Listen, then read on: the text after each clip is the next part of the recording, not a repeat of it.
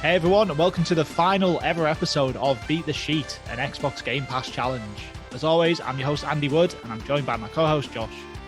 Well, hello, one final time. So on this week's show, it's the big one. We're going to be doing our top 50 games of the entire sheet. It's going to be a huge celebration of all the best games we found during this ridiculous challenge. And we are also going to be doing the final ever Sheeties Awards. So there's a lot of big award categories coming up and a lot of big winners. So it's an exciting time. Which is ironic because for the past 18 months, we've been nothing but giant losers trying to complete this god-awful challenge. But nonetheless, we're here at last. It's the big one. Absolutely. So how's your week been, Josh? Oh, it's been okay. We've been, battling back and forth over this top 50 list, which has been fun. Came up with a good way of doing it. But other than that, I've just been playing a little bit of Mario Golf, playing a bit of FF7 intermission. Just, Nice. Just playing some games again. It's a weird thing to play things I want to. Yeah, it is very refreshing to be able to just play games that we choose after a year and a half of having no autonomy over the games I can play. I've been like the Britney Spears of gaming for the last year and a half. I just have to do what everyone else says, and now I'm free and I can play. I mean, to be fair, I played a bit of Balan Wonderworld this week, so maybe I shouldn't be free. They'll put me back under control of someone else, but nonetheless, been really good. Obviously, we will be talking about some of those games next week on Pixel Mix in our Games of the Month show. We'll be talking about stuff like Ratchet and Clank and Final Fantasy VII, Mario Golf. That's gonna be really fun. And my week over here has been good playing those games. We obviously did also record and release our first episode of Pixel Mix, our new show. So if anyone wants to go and find that, we are live there now. We broke down Killer 7, talked Suda 51. Talked about a bunch of awful Capcom business practices back in the day with the Capcom 5. So yeah, that's a lot of fun. Definitely look that one up. But of course, for now, we've got this big top 50 to get to. So let's get right into it. Okay, here we are, the big top 50. So how this works, it's not just being a case of us just, battling between us. That would be far too arduous and also probably a bit too easy. So instead, we both nominated 25 games apiece, which we felt were the best in Game Pass. We stripped out the duplicates and then spread out more picks until we did finally get 50 unique games. We then tasked ourselves with ranking those 50 games on our own personal preference from 1 to 50. So we had two separate lists. We then we've given a score to each of these games. So if you get from 1 to 50, the higher you place, the more points you get. And we combine the 2 points from the different lists to make one big list where the lowest scoring game wins. So to give some context to those miscellaneous numbers, say, for example, I gave Soul Calibur 6 20th position on my list and Andrew gave it 32nd, we would add those two numbers together to make 52. Those numbers then just get skilled 1 to 50 and we see who wins. But there is one catch. Each of us were given a wild card option to take 50% off the total final score of one game. So if for whatever reason I was very, very firm that Soul Calibur 6 deserved more points, I could play my wild card 50% off voucher and knock it down by half and push it further up the list, but we only have one of those each. So it's very much a meritocracy. You've got to be pretty popular for both of us if you're going to do well here. So there'll be some potentially shock kind of positions halfway through where we'll be shouting at each other for just ruining what were perfectly fantastic games, which have somehow finished 40th. But anyway, that's how it works. Very simple, right? Oh, God, yeah. It's totally simple. I mean, I think it's a good system. I like it. I think, as you said, we've got to both like a game for it to do really well. But then we have our 50% off coupon each where we can at least kind of prop something we particularly love up the list a bit, because there is games on here where one of us adores them, the other one maybe hasn't quite got into them or just doesn't really, doesn't appreciate them the same way. So I think it's a good system. I'm looking forward to rattling down the list. Should be a lot of fun. But before we get to our top 50 list, before we start off at number 50, we are also doing the final ever Sheeties Awards tonight. So we're going to be interspersing different awards throughout the countdown. And we're going to open that up right now with our first Sheety of the evening, which is the obligatory Game Pass 6 award for the Game Passiest Game Pass game. Now, I'm going to hand over to you, Josh. You can run us down the runners-up first, and then we'll hand out the award to the winner. Okay, fantastic category. There's a lot of stern competition, but the four runners-up we want to highlight are Outriders, Ruiner, Max, The Curse of Brotherhood, and Battletoads. A fine mix of impossibly average games. I'm sure you'd agree. Yeah, absolutely. That's a great set of just absolute Game Pass titles. I mean, you got Outriders, which just feels like a nailed on Game Pass title, kind of game that was going to just die a death, but luckily clawed its way into the service. You've got Max the Curse of Brotherhood, which is a game that's so six that I actually kind of had a bit of a breakdown on the episode where we talked about it, about just how much of a six it was and how I was sick of playing these games. That's a great one. And then obviously Battletoads as well, of course. Microsoft finally come out with a game after giving us pretty much nothing for a while, and it is just a big pile of six. So yeah, some great options there. But I'll pass it over to you to announce the winner of this award, and it's a humdinger, if you ask me. Yeah, absolutely. So, okay, the winner of the obligatory Game Pass 6 award for the Game Passiest Game Pass game it's Destroy All Humans. Congratulations, Destroy All Humans. A well-deserved award. Not just a Game Pass 6 today in the year of our Lord 2021. It would have been a Game Pass 6 when it came out 15 or 16 years ago. That's a double 6. Yeah, I mean, that's just so impressive. And a game that you'd have to assume has came out to literally zero sales in this day and age, but has then just found its way to Game Pass, and it's thrived in there with at least 2 people playing it, which is obviously just us 2. It's just fantastic bit of Game Pass 6 action there. And yeah, congratulations to the team at Destroy All Humans. But we shall move on now to the countdown to the number 50 game. So the 50th best game in the entire sheet, which encompasses more than 500 titles. So there are really no losers here. These are all good games. Yeah. Number 50 with 98 points is Shadows of the Damned. Yeah, Shadows of the Damned. I mean, this, as you said, we like all these games. These have all done well to make the list. Shadows of the Damned, yeah, fantastic game. Resident Evil style adventure made by an absolute super team of Shinji Mikami and, of course, Suda51, who we spoke about a lot on Pixel Mix just this week. Yeah, just a great game. It's a lot of fun to play. This was my pick. It was made onto my list. I don't think it's a fantastic game. I think it's more than playable, but I wanted to get a bit of Suda representation on this list. Yeah. There's definitely better titles to play. It's no longer available in Game Pass, so if you did want to play it, you'll have to purchase it. But I think it's well worth a playthrough. It's very fun in a Resident Evil 4, but goofy and silly kind of way. It's got a lot of charm, it's got a lot of personality. It's a perfectly serviceable shooter, which I think more people should play. It's a lot of fun. Yeah, absolutely. And, if you like juvenile humor, then do I have a game for you? This game is full of just boner jokes left, right, and center. It's a real relic of its time, but yeah, definitely worth a play. Very enjoyable stuff. Plenty of boner jokes. If you've been following the UK headlines recently, there's been plenty of bonus jokes. Well, here's a good boner joke for you with Shadows of the Damned. Okay, let's move on to game number 49. Still available in Xbox Game Pass. Also with 98 points, where it was placed with a random draw, as is the only way we can ever do anything. Of course. It's Donut County. Yeah, Donut County. Donut County is a lot of fun. This is a charming little indie game that is entirely about just having a hole in the ground that you suck things up with, so the hole gets bigger, and you finish each level by, sucking up the entire level. It's really enjoyable for the time it lasts. You're going to run about, maybe 3 hours on this one. And yeah, just a really charming little title. I like this game a lot. This was another one of my picks.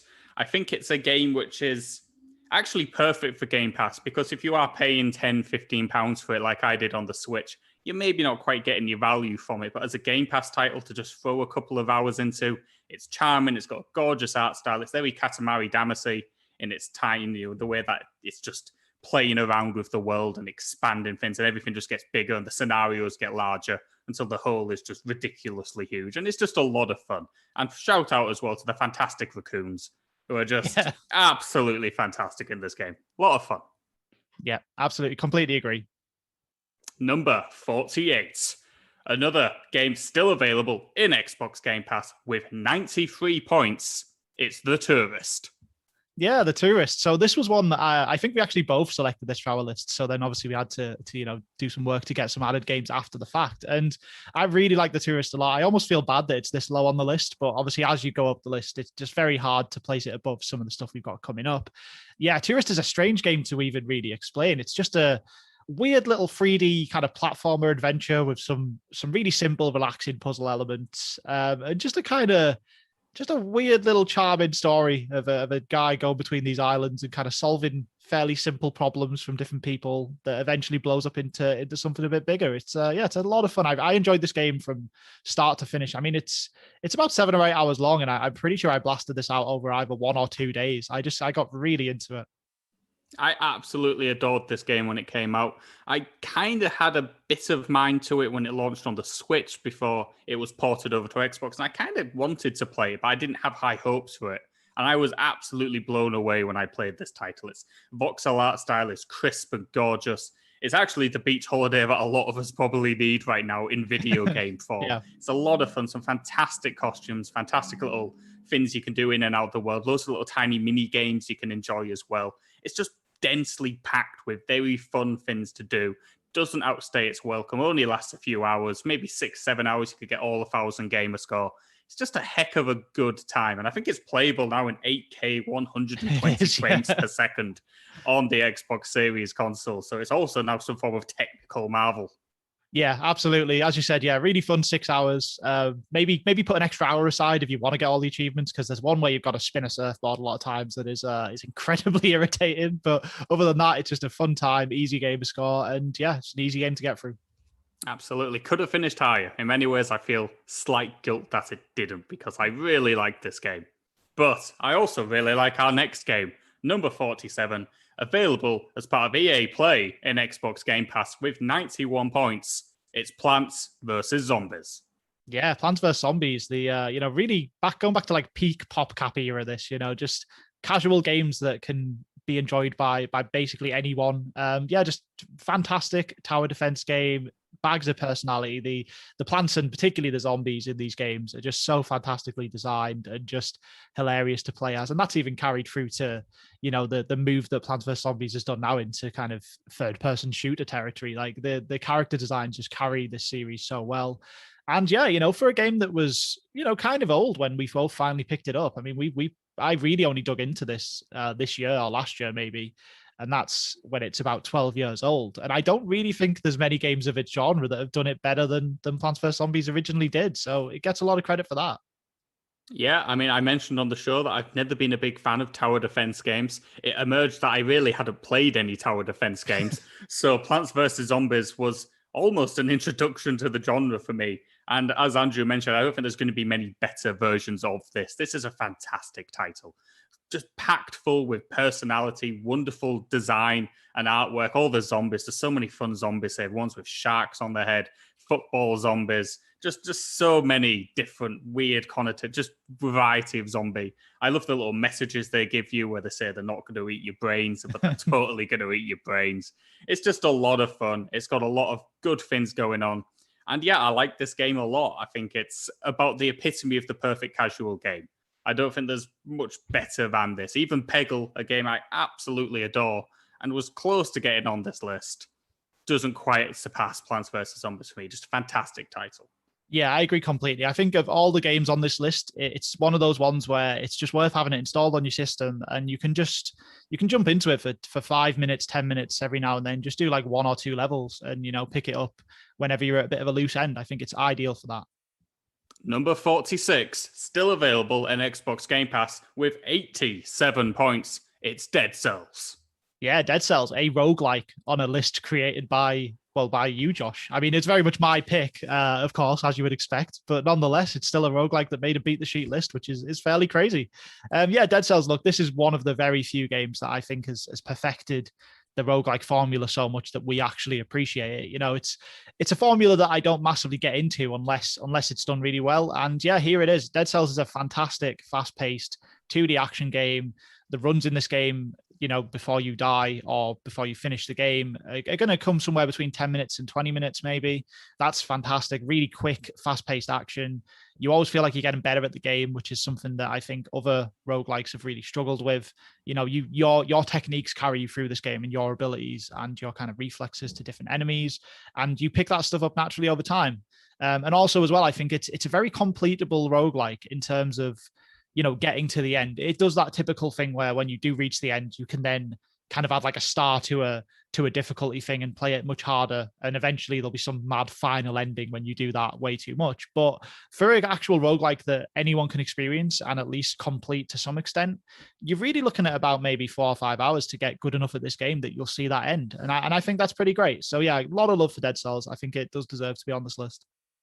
Yes, I think it's a very good game. This is very much your pick. It obviously did not make my list. Nobody who's a long-term listener to this show would be surprised at that. But I have played a bit of Dead Cells on my Switch, and it is a very fast-paced, enjoyable action, kind of like platforming video game. It's as close to an enjoyable roguelike as I've played, other than Hades, which in 2 months' time basically replaced Dead Cells in this list with Hades and maybe bump it up 2 slots. And we're probably a more accurate representation. But Dead Cells is a very good game and well worth, giving a go to, even if you're not a massive fan of the roguelike genre. You may find more in this than you would in others, because let's be honest, no other roguelike really came close to getting on this list. So it must be pretty special to make it on our list. Yeah, absolutely. Okay, number 45, another game still available in Xbox Game Pass, and with 87 points, settled on a higher placement in list finish because it's all going on. Alien Isolation. Yeah, Alien Isolation. This is actually a game I've not got round to yet, personally. I know it's, I've read up on it a lot. I've seen footage of it, and frankly, it always just looked too stressful for me to get around to. It was always on the back of my mind because I do want to experience it, but I mean, man, you're just going around being some, vulnerable person while the alien's creeping around. I don't know. It's not often I'm in the mood for something that intense, so never did get to it. I know this game's got a really weird reputation for basically being loved by most kind of European gamers and review sites, and then in like North America, they didn't care for it. It got a lot of really average, mediocre scores. So, being that we are European, of course, it's came out well on this list. Yeah, I'm a massive fan of Alien Isolation. I think it's a very good survival horror game. I think the first 5 to 6 hours of this game are essentially the best bit of it, when you are absolutely at your weakest and you are just being stalked by the alien seemingly forever. It captures that kind of amnesia, almost Outlast feel better to me than those games managed to do, perhaps because it's based on a recognizable license. So we all know the alien. We all know what it's like. We've all seen the films. So that helps it, definitely. But there's a lot to like about this game. It does slip away in its back half where there's more android robots to fight, and it kind of just loses its pace and its tension. But at its best in those opening hours, I don't think I played many scarier games of the past console generation than this one. And certainly if you do like your survival horror, if you do like being on the edge of your seat, this is a fantastic game. And the sensor implementation, the sensor from the Alien movies, you can see the green dot, fantastic implementation of a map and radar in a game like this. Fantastic stuff.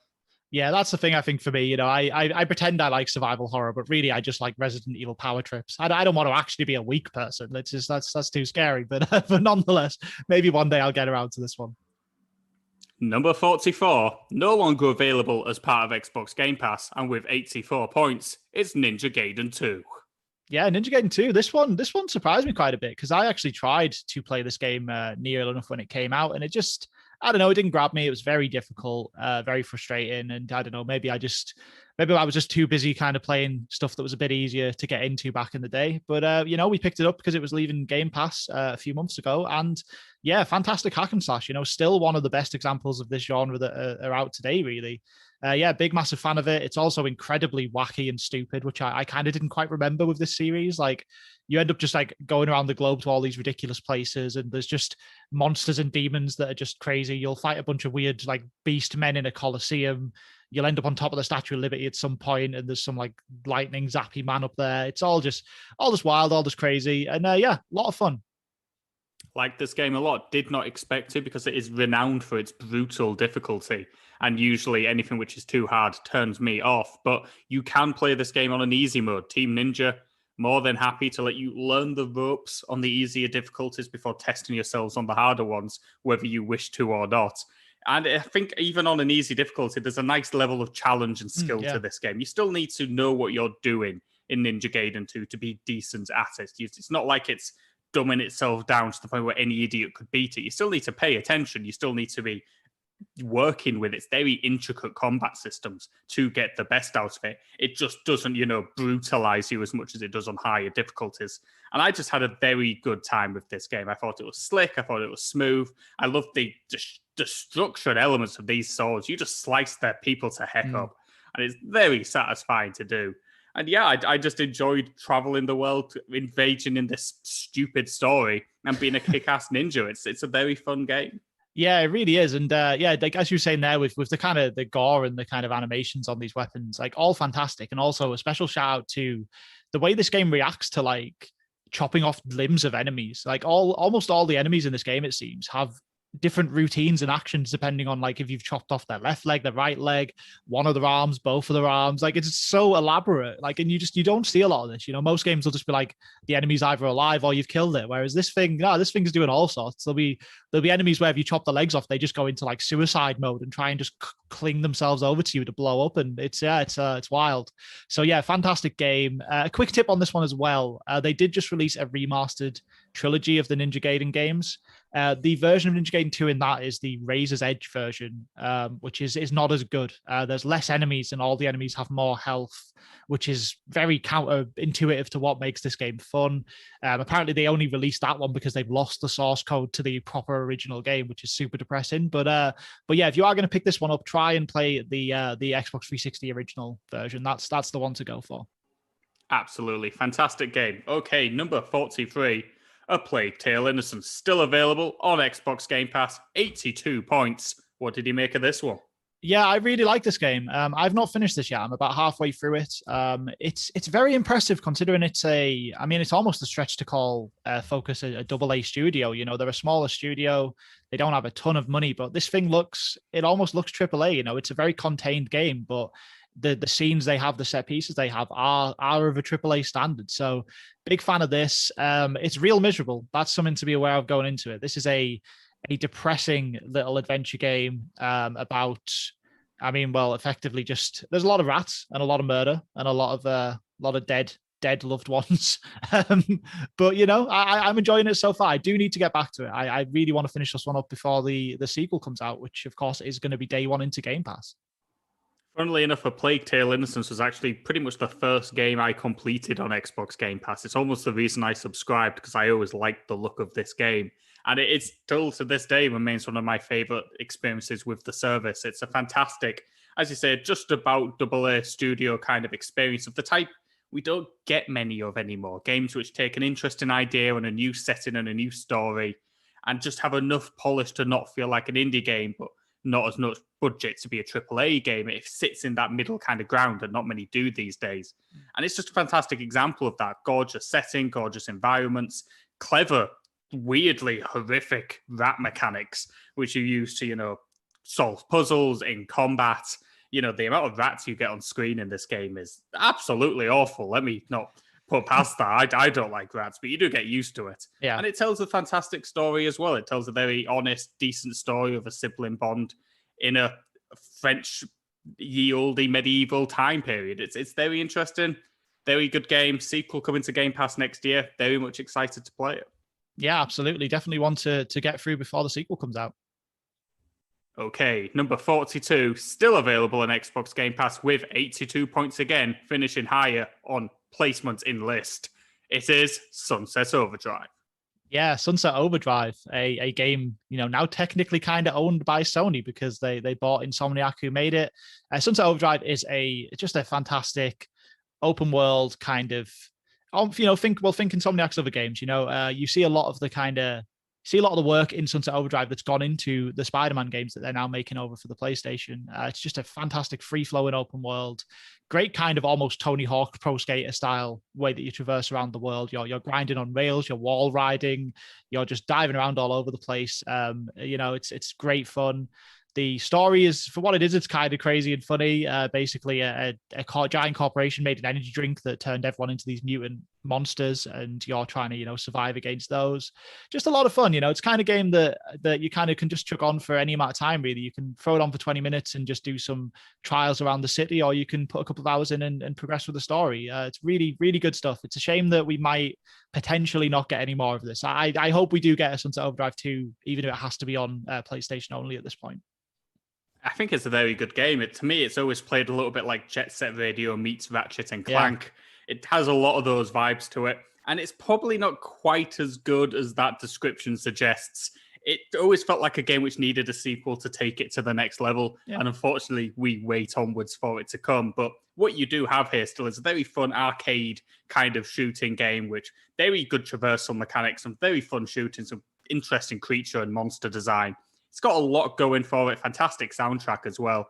There's just a lot of very good things in Sunset Overdrive, which I think we all expected to be expanded upon in a future edition, and yet it's just didn't come. But I still think it's probably up there as one of the best Xbox One games of its generation in terms of exclusives. I just don't think much else better than this came out, which is, maybe a bit of a damning indictment for Xbox game studios in that generation. But this is well worth your time. Yeah, you are right. This is one of the few exclusives that really kind of, nailed it in terms of delivery. And I agree. Yeah, a sequel would improve things, would make it better. Hopefully, we do see that one day. There is some tiny little Sunset Overdrive Easter eggs in the new Ratchet and Clank. So, Insomniac definitely can use the stuff from this game. It's not locked up in any kind of Microsoft litigation. So, yeah, hopefully we'll see something from it down the line. In number 41, we have a game which is just about still available in Xbox Game Pass, but only for 2 or 3 days. With 72 points, it's Soul Calibur 6. Yeah, Soul Calibur 6. Obviously, we spoke about this one quite a bit last week when we were running down our final batch of Leaving Soon games for the show. Just a fantastic fighting game, really, really easy to get into. Ton of depth if you want to master it further. Bunch of really good single player content. There's a giant adventure mode where you go and do all kinds of weird little quests where they kind of change the rules of the game a bit. Like maybe you're fighting on some slippy ice floor, or you can only, the enemy has a ton of health, but you have to try and get a ring out on them to take them out and stuff like that. That also goes with a more standard arcade mode where you can play through stories with different characters. Yeah, just a lot going on here and just a really fun combat, system. I'm a big fan of Soul Calibur. I think it's probably the best fighting game in Game Pass, or at least it was, until it's been untimely removal. It's just one of my favorite fighting game series. Big fan of 3D fighters. Loved the old games on the Dreamcast and the PlayStation GameCube era. And I think this was the return to form that this game has been needed for a long time now. I think the past few entries had been a little bit lacking, but this one is just jam-packed of content and great characters and all the trappings you expect from this world. And shout out to my boy, the announcer, who is just absolutely fantastic. Will never not be my favorite thing in the Soul Calibur game. It's just a damn good fighting game series, and it continues to excel. Yeah, absolutely. And I think, I'm going to give them a bit of credit in this one as well for putting a guest character in that feels like he at least belongs in the world a bit. Soul Calibur's had all kinds of guest characters over the years. And obviously this one we went with Geralt from The Witcher. He feels like a Soul Calibur character, which is quite nice. I mean, as much as I like my Star Wars, having Yoda in Soul Calibur 4 just felt so weird. It just doesn't fit. So yeah, nice guest character in this one too. I think you've always got to think when you put a guest character into Soul Calibur, what will they look like stood opposite from Voldo in the ring? And Yoda, I don't want to see Yoda with some freaky gimp dude. Geralt just fits, to be honest with you. Just kind of makes sense, doesn't it? You'd go, yeah, this sounds like a Witcher side quest to me. All right, then. That is our first 10 games down. So it's time for another award from the Sheeties. And this time it is the Anti-Opposable Thumbs Award for Best Animal Protagonist. Now, of course, in Xbox Game Pass and in indie games in general, there is just way too many animal protagonists at this point. So, we felt like really want to separate the wheat from the chaff here and give an award out to our favorite one. So, once again, Josh, do you want to run us down the runners-up? Yes, I shall. Okay. Runner-ups include Lucky the Fox from Super Lucky's Tale, The Angry Shark from Maneater, which, a quick side note, I recently saw in a Xbox curated list of best female protagonists in video games, which I absolutely adored. Love that. The Snake from Snake Pass, and the Goat from Supermarket Shriek. Wow, strong list there. I mean, I tell you what, if I knew that story about that angry shark, I might have actually set that as the winner of this award because that's absolutely fantastic. Best female protagonist, angry shark. Oh, maybe we need to do a bit better gaming. Maybe we need to maybe we just need to find some better female protagonists. Good God. Okay. Anyway, yeah, lots of good options there. Special shout out for that goat in Supermarket Shriek. That thing is incredibly annoying. Just an absolute pain in the arse of a character. Just absolutely hate that goat. Hate that snake because it never ties itself on the branch that you want it to, and it just flops to its stupid death. God help you in that game. And of course, everybody's favorite female protagonist, the angry shark from Annie. So it's obviously brilliant, but nonetheless, shall we announce the winner though? Yeah, absolutely. Let's announce the winner. And this is a character who has, been on the show many times, too many, frankly. It just finds its way into almost every episode we do. But the winner is the cat that gets in a mech suit in Gato Roboto. It's a fantastic winner here, I think. I'm a big fan of this cat. It's a charming cat, helps his little pilot buddy who's in a bad state of ways. And we mentioned Gato Roboto about 1,000 times. It's not a spoiler. It somehow doesn't make the top 50. Now I kind of feel like it should do. Because it's just how it is. It just needs to be mentioned 7 or 8 times per show, or the cat will kill us or something. Exactly. But here we are. It's a damn good animal protagonist. Yeah, it really is, and I think the game's really good. It was on the verge of making its way to the list, just missed out. But great game. Love this cat as a protagonist. I like how they kind of do that thing where, because obviously this is a Metroid style game, a Metroidvania game. I love how cat in a mech suit is like full on Samus, and then you can just be the cat, and it's almost the same as like being a morph ball in Samus in Metroid games. You tiny little cat going through all the small corridors and things, and just good time, good game. It's managed to beat out the strongest female protagonist of last year in Angry Shark. So that's a hell of a win. Good job, Cat. Well done, Cat. Okay, let's move back to the list. And in number 40 place, with 70 points and still available in Xbox Game Pass as part of EA Play, it's Mass Effect 1. Yeah, Mass Effect 1. This is a game that I nominated for our list here. And I scored it pretty high. I know it struggled a bit more on your list, so that's why it came up where it has here. But yeah, Mass Effect 1, look, it's a fantastic start to a series. I would say that it's overshadowed slightly by its sequel for sure, but nonetheless, it started one of the better kind of worlds and universes we've had in gaming for a long time now.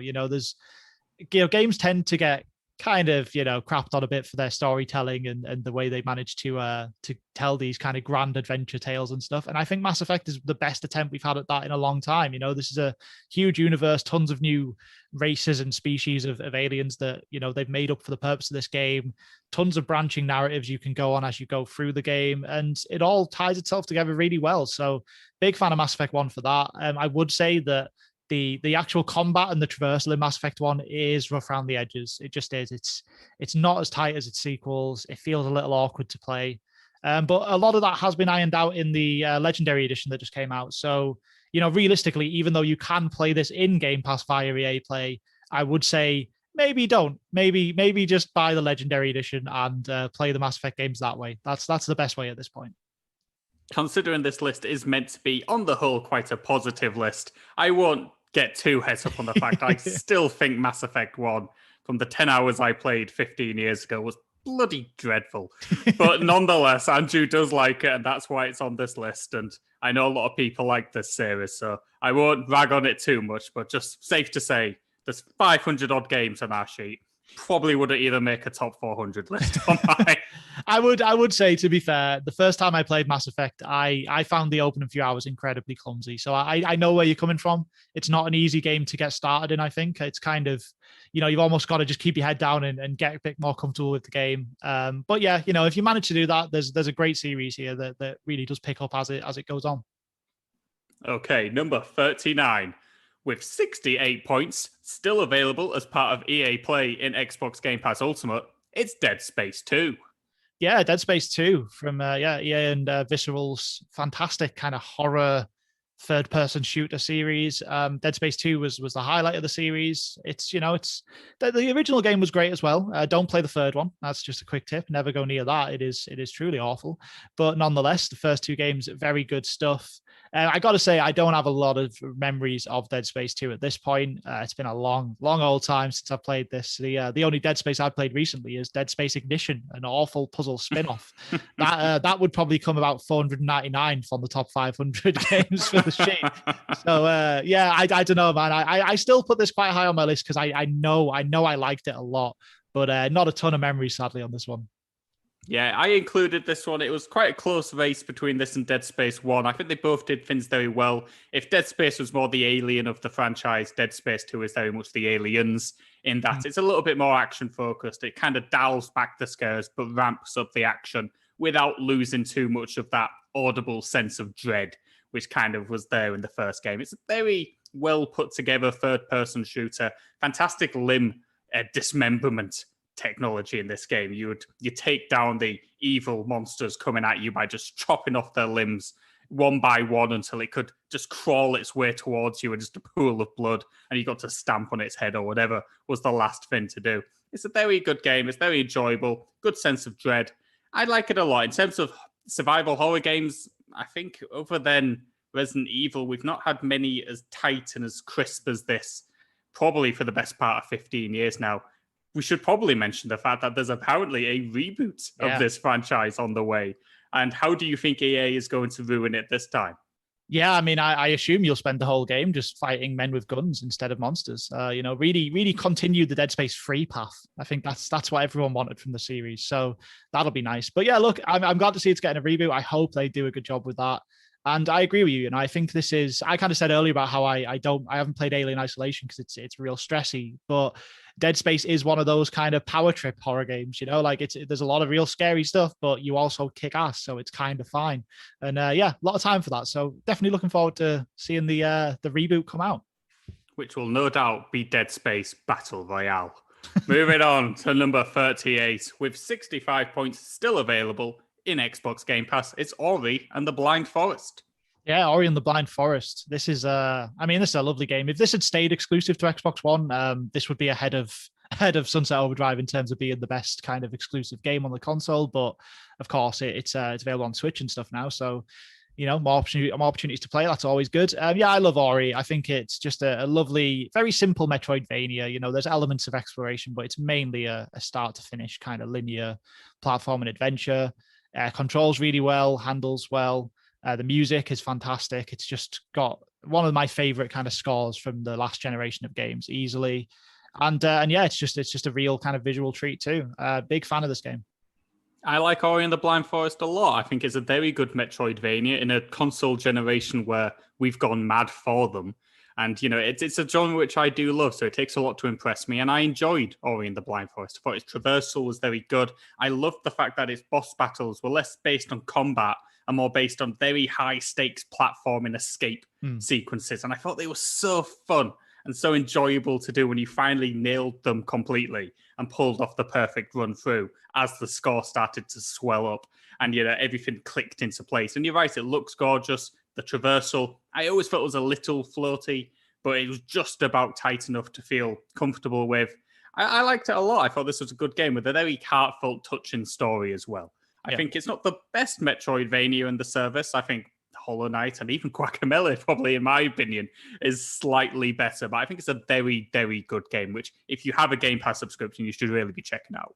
Yeah, absolutely. I mean, I think if nothing else, the moment you highlighted there, these kind of escape sequences that are, put to just a big, grand, epic score of music that's building up as you do the escape. Like for those moments alone, this game kind of stands as something that's, really unique and special. And I think everyone should experience that. Okay, number 37, still available as part of Xbox Game Pass, and with 61 points, it's Prey. Prey. I really, really like this game, man. I mean, Arcane constantly knock it out of the park. Obviously, they make the Dishonored games too. They're going to be coming out soon with Deathloop and Redfall. And I just, if Arcane's name's on it, I'm going to play it at this point because I just think they're fantastic. Prey is I mean, it's weird that it's even Prey, right? Because Prey was a failed series from about a decade earlier, and they just randomly thought, let's reuse that franchise and have nothing in common with it. So that's a bit odd. But nonetheless, this is a really good kind of creepy little semi-open area third-person shooter with a bunch of horror elements. There's these, really creepy kind of gloopy monsters that have taken over the ship, and you don't know why. So you figure that out as the game goes on. The story's kind of mad, but does hold itself together. I actually think it's quite impressive that it does that. There's all kinds of, memory loss and alien stuff going on. But I think for the most part, you can follow it really well. And it's actually quite interesting. So that's a big plus. And you can't talk about Prey without talking about those mimics, man. The mimics are they got to be the coolest enemy that's been created for games in the last generation. I mean, basically, for anyone who doesn't know at this point, mimics are tiny little black spooky creatures that can just warp into anything in the room. So, you're in like a big office room. There's like chairs, coffee cups, all kinds of stuff in the area. And you just hear a little noise that tells you that something a mimic's in the room somewhere. And now there's maybe one more coffee cup next to a stack of them. And, you're trying to figure out what the mimic is. What could it be? If you don't catch it soon enough, it's just going to dive on your face and try and like attack you like a head crab from Half-Life. It's fantastic stuff. Absolutely love it. Yeah, I mean, I've mentioned a couple of times now that there's many good survival horror games on Game Pass. I almost forgot about Prey because it is yet another survival horror game and a very, very good one. I think probably the best thing about Prey and the reason anybody should play it is for its opening sequence. Arcane are past masters at creating very good set pieces. I think each of their games, be it Dishonored or this one, just have really clear, good moments within them. And Prey kicks off so strongly, so well, that I think it's very hard to play its opening 2 hours and not want to play the rest of it, even if there is an element of diminishing returns the further on the game that you go. But at its best, when those first 5 to 6 hours, similar to Alien Isolation, I think you're looking at a top-tier survival horror experience here. The mimics, wonderful creatures, fantastic weapon design as well, a lot of fun sci-fi weapons in this game. It's just got a lot going on. The space station, the way that it links and loops together, again, yes, those kind of Metroidvania kind of elements, but they do work quite well. So yeah, big fan of this game. Definitely one of my favorite Bethesda games, which are now very much a part of Xbox Game Studios, and hoping to see a sequel to it maybe in the future.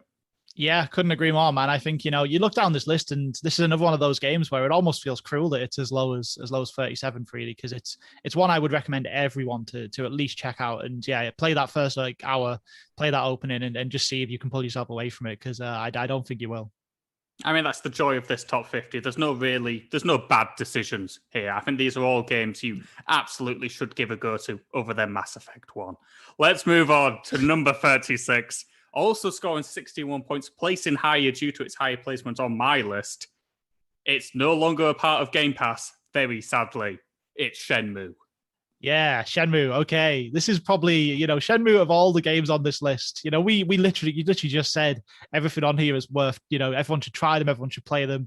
Shenmue's a kind of game where there's going to be a lot of people. Maybe you shouldn't bother trying Shenmue. It's just it's weird. It's cumbersome. It's trying to bore you on purpose. At one point, you have to work a job for a 5-day week, and you just work the job. It's you have to wait for buses, and if you're not at the bus stop at the right time, you've missed the bus, and you have to wait longer. It's just an incredibly, I don't know. It's just a very pure game, It's trying to mimic living the life of Ryo, the protagonist, and you live his life. You have to go and do stuff at certain times. You're trying to very, very slowly uncover the mystery of why your dad was murdered. You'll be uncovering that over the course of 17 games, of which there is only 3 of them so far.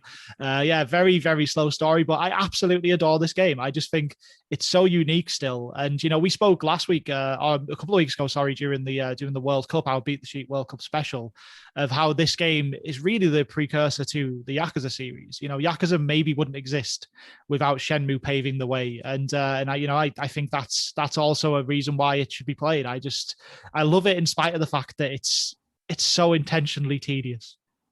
I think you can go one step further than just the Yakuza series. You could say many open world games as we know them today would just not exist without Shenmue. It paved so many stones. on the way to what many games are today. So many games are open world, and it kind of started here. I mean, this is a game from 1999 where every single character is fully voice acted. That's insane. That didn't become almost like commonplace until about 5 years ago. And, this game was doing it 21 years ago. It's just insane how much money and effort was put into this. The way you can just play arcade games to pass the time, the way you can just practice your moves, which is your terrible karate, which you only need for about 2 or 3 sequences in the game anyway. It's just a lot of fun, a lot of detective adventure kind of elements. It's just jam-packed full of stuff. Yeah. And even though I find real-time kind of elements in games don't work particularly well, a lot of Shenmue, I think about 30% of my playthrough was me just staring at a watch, waiting for the time to pass by, because there's only so many times you can play Sodden. What's it called? The Sega arcade game, which is in every single one. It's slipped my mind. Was it Space Harrier? Space Harrier. Yeah. Space Harrier. No one wants to play Space Harrier. Not anymore. I've played it too many times. But it does that. And it's such an authentic and immersive experience as Shenmue, even when it's telling a terrible story with ridiculous dialogue and awful voice acting. You can't help but feel like you are Ryo, trying to avenge your father in this beautiful small backwater town in Japan. Just really do love this game. I can't stress that enough. I'm totally the same, man. I adore it. I think, the town is relatively small, but it's so full of life. As you said, every character's fully voiced, and they're voiced. It's not like you don't run into characters that have the same lines. Every other game, it feels like you'll play, there'll be generic man lines. And, if you walk into a man, he'll just say one of those at you. Shenmue isn't that. All of these characters are people, and they have things to say about what's happening. You have a point in this game infamously where you're trying to find some sailors, and you just have to go around and talk to people, and you'll find leads by doing that. Like some people won't know anything about them because they don't. Other people have heard that maybe they hang out at a certain bar, and then you'll go there. You figure this stuff out so naturally in such an emergent way. And this is a game from 1999. That's absolutely insane that you're doing those kind of things with a fully voiced game in that time. It's crazy. And yeah, as you said, the voice acting as well. I mean, the original Japanese voices are actually, they're decent for the time. They're not well recorded. There's some kind of compression issues that make them sound a bit funny, but they're okay. But my God, the English audio for Shenmue is hilariously bad. So you can take your pick, really. If you want the authentic experience, go for it. If you just want a good laugh, just pop that English one on. It's hilarious. I mean, as you mentioned at the top, I don't know who to recommend Shenmue to. I don't think I'd recommend it to anybody under the age of 25. Yeah. I think it's too old, it's too dated.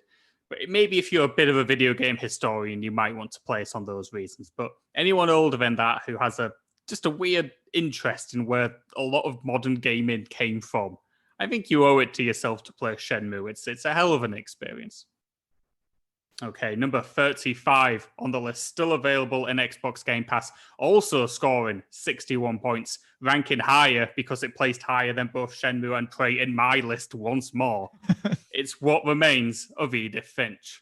Yeah, What Remains of Edith Finch. This is I was going to say talkie walker, which is a term we use on this show a lot for games like Life is Strange and stuff, but this is very much just a walkie walker. You go to this big house of your family, and they've all kind of passed away, and you explore the house, and kind of as you go around it, you end up in kind of cutaway scenes showing how each member of the family passed away. And I mean, it's real interesting. The house is kind of the star of the show, really. There's a lot of intricacy around the house and a lot of just fantastic kind of what's the word I'm going for? Like passive storytelling, maybe. You just see stuff that you didn't even have to notice, but if you do, it's really interesting to see it. The kind of cutaway games you play with all the different family members they kind of range massively in terms of runtime and also quality, I would say. There's some very clumsy ones, but also there's some stuff in here that's an absolute marvel, like standout moments from the entire generation of consoles. Of course, I'm talking about the cannery scene there, but just really, really clever stuff. So, on balance, I mean, it absolutely deserves to be on this countdown. I'm not quite as high in it as you are, but I still think there's some real special moments in this one. Yeah, I'm a massive fan of this game. I think in terms of, walkie-talkie kind of games, this is probably as well as they've been done. The storytelling here is fantastic. It's so well written. everything just comes together so well. You really feel an emotional connection to this family as you learn more about them and to the lead protagonist who you never quite certain what their deal is. And it just unveils itself more and more over time towards a very, very touching ending. And you're right, these kind of mini games you play, game within a game, as you discover more about the family, there is variance in quality. There's a cat game very early on, which is a little janky and it doesn't play as tightly as you'd want it to. But as you mentioned, the standout moments in this are proper standout. That cannery scene, I mean, it's not just what I think it could be the best moments of the generation in terms of how far games can go to immerse you in storytelling. I don't think I've ever seen it done better. It's just ridiculously perfect in the message and the story it's trying to tell in a way that nothing else could. No book could, no movie could. It can only be achieved in a video game. And so few video games realize the power of their interactivity, but Edith Finch very much does realize that power. And I think more games could do to learn from that. So even though its star has probably dimmed a little for my mind from the first time I played it, as video game storytelling does progress somewhat, I still think there's a lot to be said for this game. And as part of a Game Pass subscription, it's so short. You're looking at 3 to 4 hours. It's just a must play to me, is this one. If you have Game Pass and you haven't yet played Edith Finch, I think you absolutely owe it to yourself to do so. Because at its best, there's very few better games than it. Yeah, no, that's entirely fair, man. I think there's something to be said for these smaller, tighter, small, tight experiences like Edith Finch. Perfect for Game Pass because you can knock this out in a day, and that's kind of great. You don't have to invest a ton of time into it. You just get this experience done in one go, and I think it'll sit with you for a while. Okay, number 34, still a part of Xbox Game Pass, also on 61 points. This time placing higher thanks to a coin flip. It is Fable 2. Yeah, Fable 2. So this one's sitting real high on my list, which is why it's ended up all the way up here. I adore Fable 2. It's obviously it's going to be showing its age a bit at this point. I think it's going to hit better to people who played it at the time. But all I know about Fable 2, man, is the day this came out, me and one of my friends, we both picked this up and we just sat in our own houses for for about 3 days in a row. We must have played about 8 hours straight of Fable 2, just on Xbox voice chat, talking about all the wacky stuff we were doing in the world. And I just loved it. I think for its time, as much as Fable as a series and Peter Molyneux as a developer is renowned for over-promising and under-delivering, I think even though Fable 2 does under-deliver on what he said, it's still got so much going on. This game has a good-sized open world, fantastic personality, fantastic environment. You can do all sorts of stuff like get into property. You can buy near enough any building in the game. You can get married. You can have children. You then have to pay for those children unless you just run away from your family, which is something you can absolutely do. It's got a really fun spin on the kind of good and evil stuff we now see in games quite a bit more. Where in this game, if you're good and evil, you actually visibly see it on your character. So your character will, look all bright and have a halo if you're insanely good. You'll actually grow devil horns if you become evil. There's really fun shortcuts to do it either. So even if you're the best character in the world, you can just buy a bunch of baby chicks and just eat them really fast, and you'll just suddenly become the most evil character in the world because that's a horrible thing to do. You just love all that. It's got a fun kind of. The story in Fable 2 is pretty fun as well. You got a fun dog as well. Great dog in this game. Love that.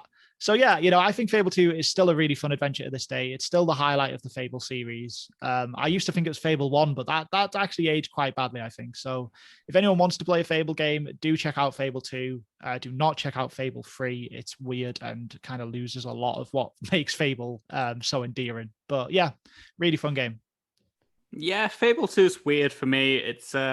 It's not a game I love. I think it's a game I don't mind, which is very faint praise, if I'm being honest. It does a lot of things perfectly fine, and it does a few things pretty terribly. I never cared for the good evil in this game. I always thought it was so binary. But then again, that's the system in it, and we've developed since then. So maybe I'm just holding it to modern standards, but even back then, I felt it was simplistic. But simplistic isn't necessarily a bad thing, as Fable is a very simple series. Combat is easy, magic is easy. Everything about it comes to you quite easily. And that's not necessarily a bad thing. It's a very breezy experience. You don't need to think too much. You don't need to worry too much about what you're doing. It's very much all about being in the world. And the world itself is pretty cool. Albion is a cool district to explore and to discover and to live in. Yeah, it's okay. It's okay. I don't hate it. It's fine. Yeah. I think you touched on something pretty important there about Fable 2 and why I like it so much, because I think that, we've covered now 16 games here. And I think outside of maybe the tourist, this is probably the most like the lowest stress game. Like you can just relax in the world of Fable. Like the combat's super chill, super easy. Even if you die, you basically just pop back up and lose a bit of money instantly. Like there's no loading screens that happen. You just get back up. It's all super simple. Like I think we've had a lot of great games here, but they're all quite stressful and intense. You've got to focus to play them. And I think Fable 2 is such a laid back game that that's why I sort of see it as such a kind of highlight from the 360 era. You can just chuck hours into it and not feel like you need to really like focus and lock in on it. You can just chill. And I think that's something that should be valued. Yep, there's definitely something to be said for that. Okay, number 33 with 60 points, no longer part of Xbox Game Pass. It's Batman Arkham City. Yeah, Batman Arkham City, obviously the sequel to Arkham Asylum. I mean, slight spoilers, but it's not quite as good as the original game, but it's still up there. It's still a really good game. Yeah, look, I love Arkham City. I think this was back when the Batman combat system still felt somewhat fresh. I mean, I think we've had a bit too much of this combat system over the years now. A lot of copycat games, but nonetheless, at the time, it felt fantastic. Just really quick, fast-paced combat. Instant kind of easy countering with one button press. So you could just like suddenly turn around and snap some thugs arm. That's all great. I think the move to a bigger city in Arkham City did work quite well at the time. I think it felt quite freeing to take all of the fantastic tight gameplay of Arkham Asylum and just open things up a bit, give you more room to explore, more kind of emergent things could happen because there's obviously just more real estate. It does do that, of course, that typical kind of I feel like it was quite a product of this era, but you'll have an open world game and they'll just find an excuse to have no civilians. We're like, oh, everyone's gone because there's loads of crime happening, so I guess it's just you and the bad guys. Just a nice way of not having to pack the city full of extra content there. But look, yeah, I love Arkham City. I think it's got a great story as well. Really fun villains to fight. I would say the only negative I remember of Arkham City is it went way too far with its collectibles. I mean, I bloody love collectibles, and this thing still had way too many Riddler trophies to find and discover. So yeah, there may be a bit much there, but nonetheless, you can't complain too much about more content. Yeah, I can't disagree with a lot of that. As you mentioned, small spoilers that Arkham Asylum does feature further up this list. And it is, again, my preferred Arkham game. I liked City. I thought it was very good. I prefer a tight linear game to an open world game because I'm just old and boring, and I don't like to explore. I like tailored experiences. So it lost a little bit for me in that sense, but I still had a blast with this game when it came out. I remember being so excited to play it because I loved the first one so much, and it didn't let me down. I remember having a fantastic time. The stealth takedown system still works really well. Swinging around from the rooftops is crisp and easy. Transferring, good to do. You sticking your bat wings on to glide about to get where you need to be is very fun. And there's just a lot of things it does very well. And there's a lot of hidden little secrets as well, which really lean into the Batman kind of lore and mythos, which I enjoyed too. It just does a lot well. And yeah, I can see why people do prefer this one because there's more. There's a lot more of this than Arkham Asylum. But it's just slightly behind for me. But at the same time, it's still the 33rd best game out of about 500. Yeah. So I still like it quite a lot. Yeah, I think that I agree with that completely. And I would say as well, obviously this is going to apply to Arkham Asylum too, but these games have a fantastic voice cast and all the voice acting is just fantastic, really good stuff. So yeah, big fan. I think they really brought superhero games forward a lot with the Batman Arkham games. I wonder if we'd have games as good as your kind of Spider-Man's now. Maybe we would anyway because obviously the MCU's got really popular, but before these games, superhero games tended to be kind of pretty mediocre. You just got average ass movie tie-ins. Really, there wasn't these standout experiences. So I think fans of superhero games owe a lot to these Batman games. Oh yeah, Rocksteady really pushed forward superhero games in a way that's just uncomparable, to be honest with you. I mean, the Spider-Man games are fantastic and they're wonderful to play. But essentially, it's the constituent elements of the traversal from Spider-Man 2, which was fantastic, and the combat from the Batman games. Yeah. So it's just bringing two very good things together in many ways. The templates were there. The template was very much not there for Batman Arkham City. Nobody had made anything even close to as good as this 13 years ago about superheroes. So yeah, hugely important video game as well as a very good one. And that Mark Hamill Joker performance, my God. Yeah, exactly. Still the best Joker. I'm sorry, Heath Ledger. I'm sorry, Jack Nicholson, but there is no better Joker than Mark Hamill. No, Just yeah, perfect there isn't. performance. Completely agree, man. Number 32, with 59 points, sadly no longer a part of Xbox Game Pass, is Final Fantasy 15. Yeah, Final Fantasy 15. I mean, I gotta say, man, this is a game where I was fighting my hardest to drag it up my list. Like I was ordering these 50 games, and as we've said, it's this list full of absolute just absolute bangers of titles and stuff. And I just kept trying to be like, can I get Final Fantasy 15 a little higher? But in the end, it settled around here. Look, I just love this game. It was such a, it's amazing that it's a Final Fantasy title because it feels so unique. It's just you spend so much of this game just on a chill road trip with your buddies, just driving around in a car, listening to a bunch of old Final Fantasy music. And then, they're all just having a good time. And then at the behind that, there is a big, serious, super serious, magical Final Fantasy conflict. But I feel like 80% of your time playing this game, you can kind of just ignore that and have a wonderful time road tripping around this beautiful world. And I just adored it for that.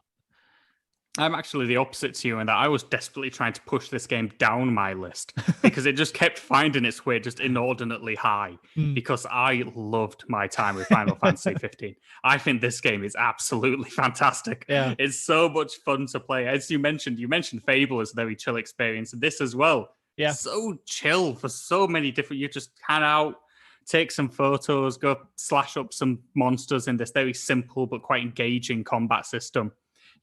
This gorgeous world has been created. You got this big black sedan just to drive around in very slowly, listening to old Final Fantasy themes and Square Music themes. It's just a really chill time, man. If it wasn't for the fact that I think this was in a leaving soon week that we played this, it was. I could have been playing this for months.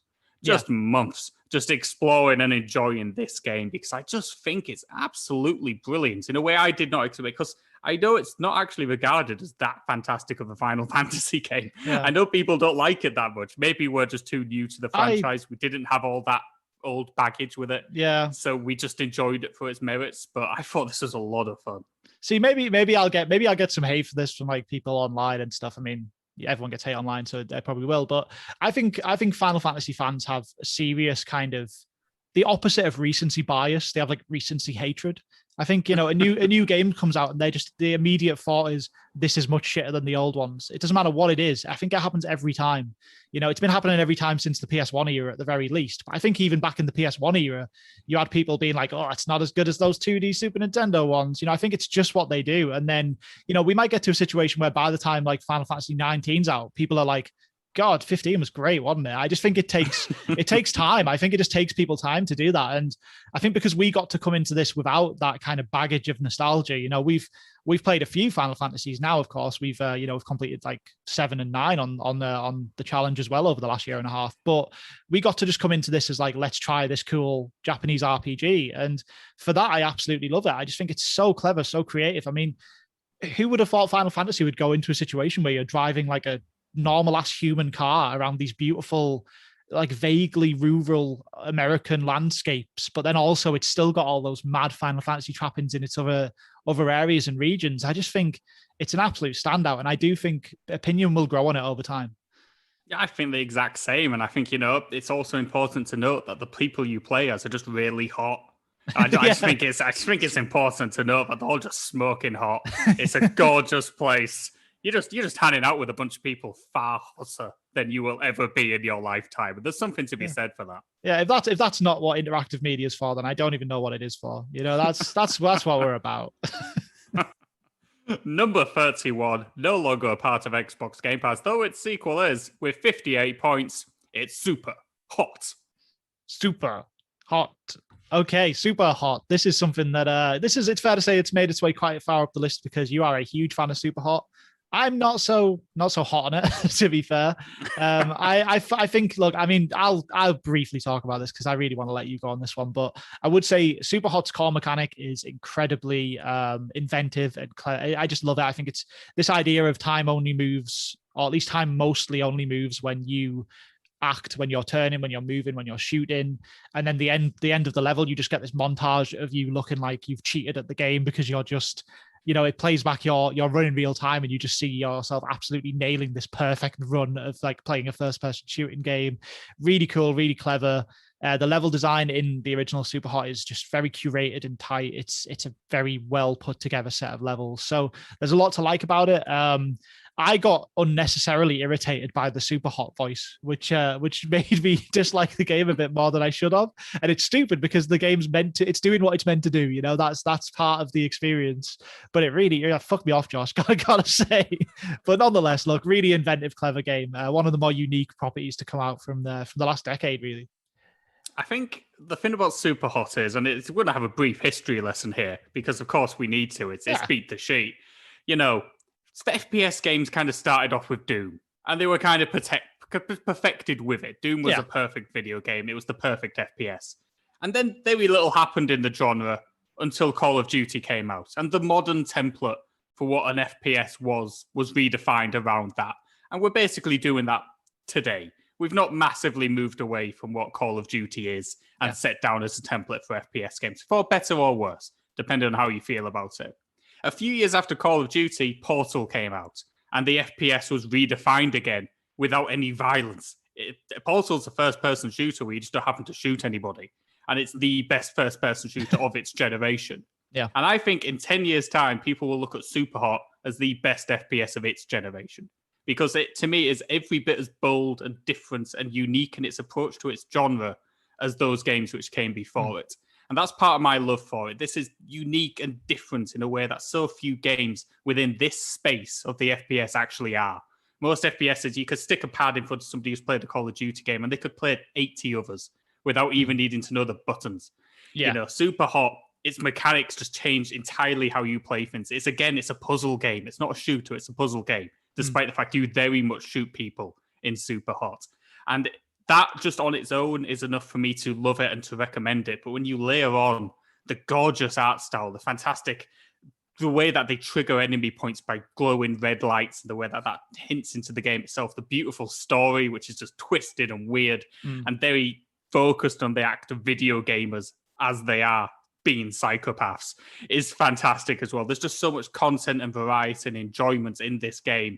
And I just think it's absolutely fantastic. I had this, I think, about 14 from my list. Yeah. And it could have been higher. So it's a huge recommendation from me. Ironically, the one Super Hot game, which is in Game Pass, I wouldn't recommend as highly because I think it kind of kills what made Super Hot so good, because it's now a procedurally generated roguelike rather than tailored levels, which were just perfectly put together as little puzzle boxes for you to solve.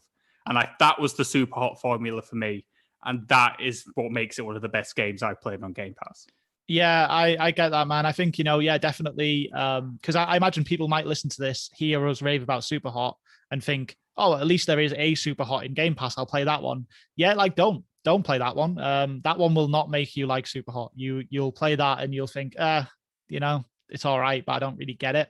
And it's because it just doesn't quite work as a package. It's very much an obligatory Game Pass. 6 is the sequel. So ignore that one. But yeah, look, Super Hot, incredibly original, unique. There's something I actually said, very quick plug here, but there's something I said about Killer 7 on our first episode of Pixel Mix just a few days ago, which is that because nobody's done what Killer 7 did, it still feels really fresh and kind of like, it feels like it controls well. It feels weirdly tight because no one's copied it.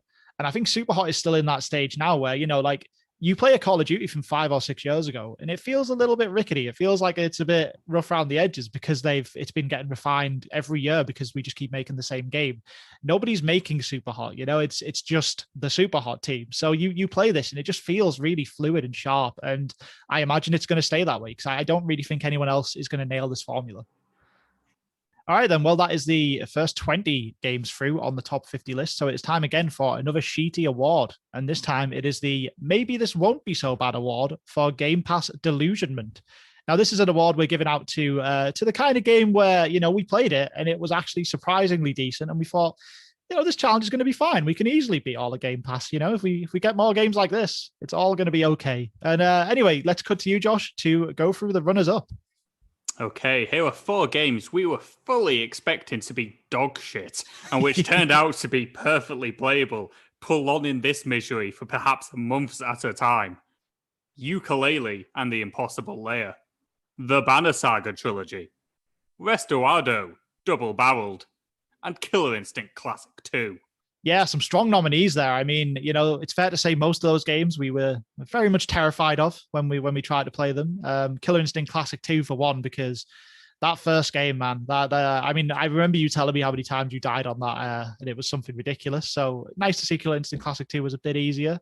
Obviously, Yooka-Laylee and the Impossible Lair. I liked the first one because I'm a mascot platformer apologist, but it wasn't a good game.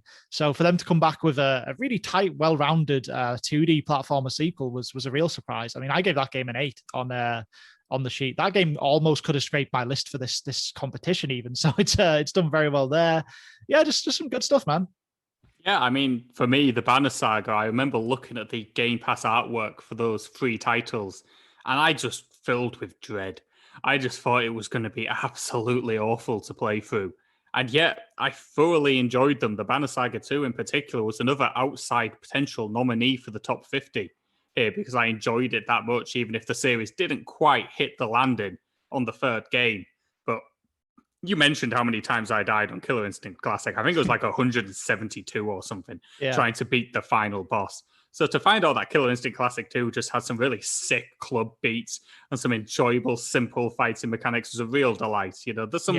These games are actually all pretty much worth playing, despite really nobody giving them much in the way of hope, certainly on this show. But in terms of games that nobody gave any hope, I don't think there's anything more deserving than our winner. No, absolutely. There was no other choice for this category that had to win. This is a game that has been just shunned by the world, frankly. I think if you've never played it and all you've seen is the kind of discourse online, you would assume that it is an absolute piece of garbage. But turns out, just as fun as its previous entries in the series, this game is Crackdown free. Oh, Crackdown free. Now here's a series which I actually think is just forever underrated. I think Crackdown is about as good an open world game as we've had in bloody generations, and we all don't take it bloody well appreciate it enough. The traversal in Crackdown is one of the best in video games. And I just wish more people would play this game because it's nowhere near as bad as it's been made out to be. In fact, I think it's one of Xbox Game Studios' few success stories of the last year. Yeah, I agree completely. I think it got kind of embroiled in all this weird stuff with they kept saying we're going to use servers to make this insane multiplayer mode where everything can break in real time and it's going to be future of gaming. And that all fell apart. It did. The multiplayer was just a fairly tedious side project that didn't really pan out.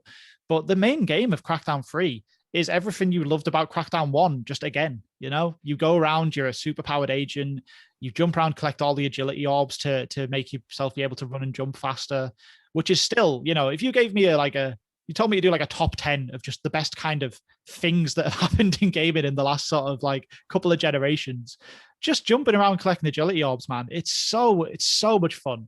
And you see one on the horizon after you've collected the last one, you think, I'm going to go and get that one too. And you just run around and get them. It's better than it was in Crackdown 1 and it is in Crackdown 3. It's better than the actual game itself.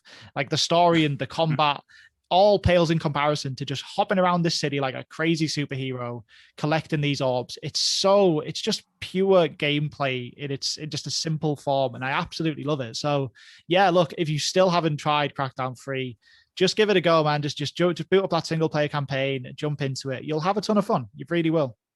It's a comparison that, frankly, it doesn't deserve. But I find the traversal and collection in Crackdown 3, it's almost similar to the feel of being in Super Mario 64 for the first time.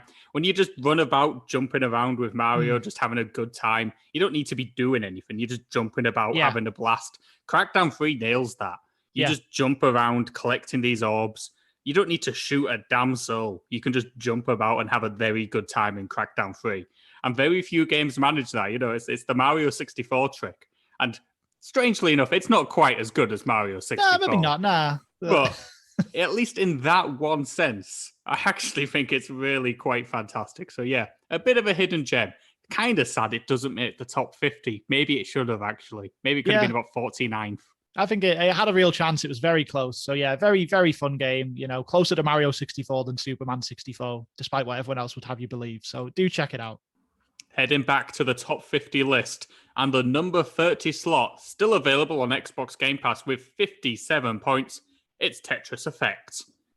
Yeah, Tetris Effect. I mean, this is as much like a magical little music video collection as it is a game. It's just a great experience. It's, I mean, Tetris, the Tetris that's there is the same Tetris you've played for what, about 40 years now. It hasn't changed. It's the same. But the visual effects around this one, and the soundtrack, and the way that the game reacts to you doing stuff, like you get the audio of you even moving Tetris blocks lines up to the music being played in that level, and the visual effects happening behind it. It's an experience, man. I absolutely love it. I think whether you play it on Xbox Game Pass, or even potentially more preferable if you've got a decent VR headset, this is a great VR experience too. So just definitely check it out. I think it's great stuff. Yeah, Tetris Effect is just a top tier title. I mean, it's Tetris. Tetris was perfect when it came out. It's not like it was ever needed to be improved upon. So the Tetris series is just more Tetris. But as you mentioned, those effects and the way that they build into the feel of the game, it's just gorgeous to look at. Even if a lot of the time you can't because you're too focused on your Tetris. Yeah. But it's just a stunning visual experience. The music's fantastic.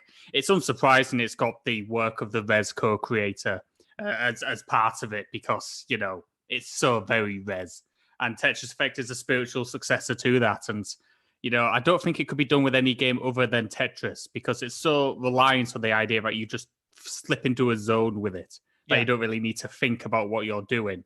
And you don't with Tetris. The best Tetris players, you're not thinking, you're just feeling those blocks. Yeah. And Tetris Effect, man, this is a good puzzle game. Highly recommended. Yeah, it really is. I don't think that you can make a better Tetris game than this. I think it's absolutely Tetris perfected. The only reason it's as low as 30th, which isn't low, it's a respectable position, but the only reason it's this position is because it is, of course, just Tetris. So there's only so far we could push it up. But yeah, absolutely, this is one to download and play.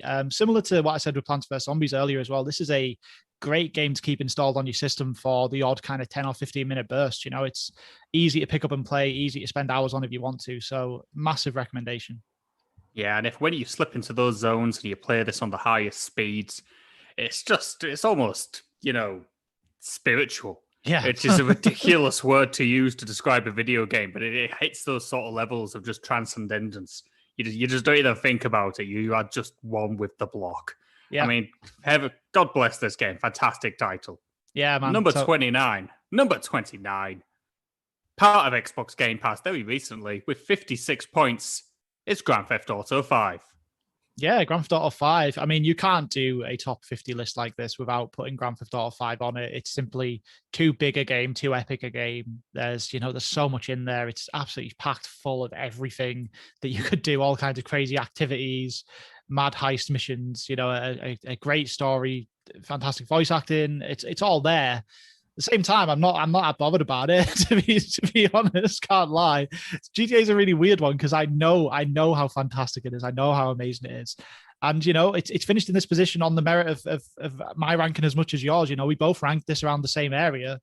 But I don't know. I'd probably play almost anything else on the list over GTA 5. I'm just not that bothered. It's almost like it's grew too big now. It's got so big that I don't know. I kind of went through it once and had a little play around in it, and I was like, I'm all right. Maybe I'm like you. Maybe I'm just too old. I just want my tight Arkham Asylum experience instead of a big Arkham City.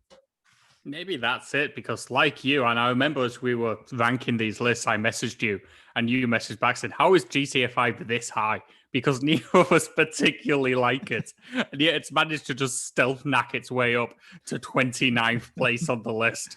Apropos of pretty much nothing, because as you say, I'd rather play most of these games beneath this than GTA 5. I think a lot of it may come down to the fact that GTA 5 has been around for so long and is still being re-released. Yeah. Maybe I'm just sick to death of hearing about GTA 5. It came out on the sodding Xbox 360, for fuck's sake. I mean, it's just lingering around. It does need to go. It's too much now. It's just been hanging around for too long. Maybe when GTA 6 gets announced, I can actually look back on this with more fondness. But for now, I just kind of resent its continued existence.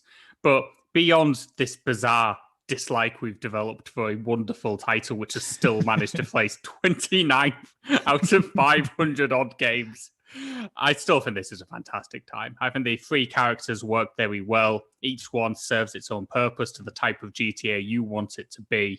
And just nobody makes a giant open worlds better than Rockstar. They're just densely packed full of things that you can only achieve with amounts of time which no other developer can give themselves, and amounts of money and resource which no other developer can give themselves. So nobody can compete with these games because it's unreasonable to think that somebody could.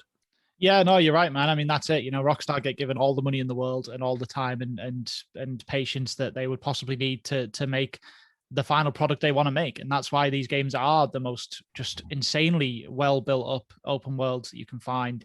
There's depth in every corner of this world, from the activities you can do to the kind of little Easter eggs you'll find in all the different areas of the environment, to the fact that as you switch between these three characters, they're all doing stuff, like you can switch from like Trevor to Michael at a moment's notice, and you'll pick up with Michael just going about his day. He's doing something because he's a real character doing real things. It's not just like, you don't just change to a different character in a video gamey sense. He actually is his own person with his own stuff going on. And I think that's just amazing. They do stuff that, as you said, only they can do. And I do respect it. I really do.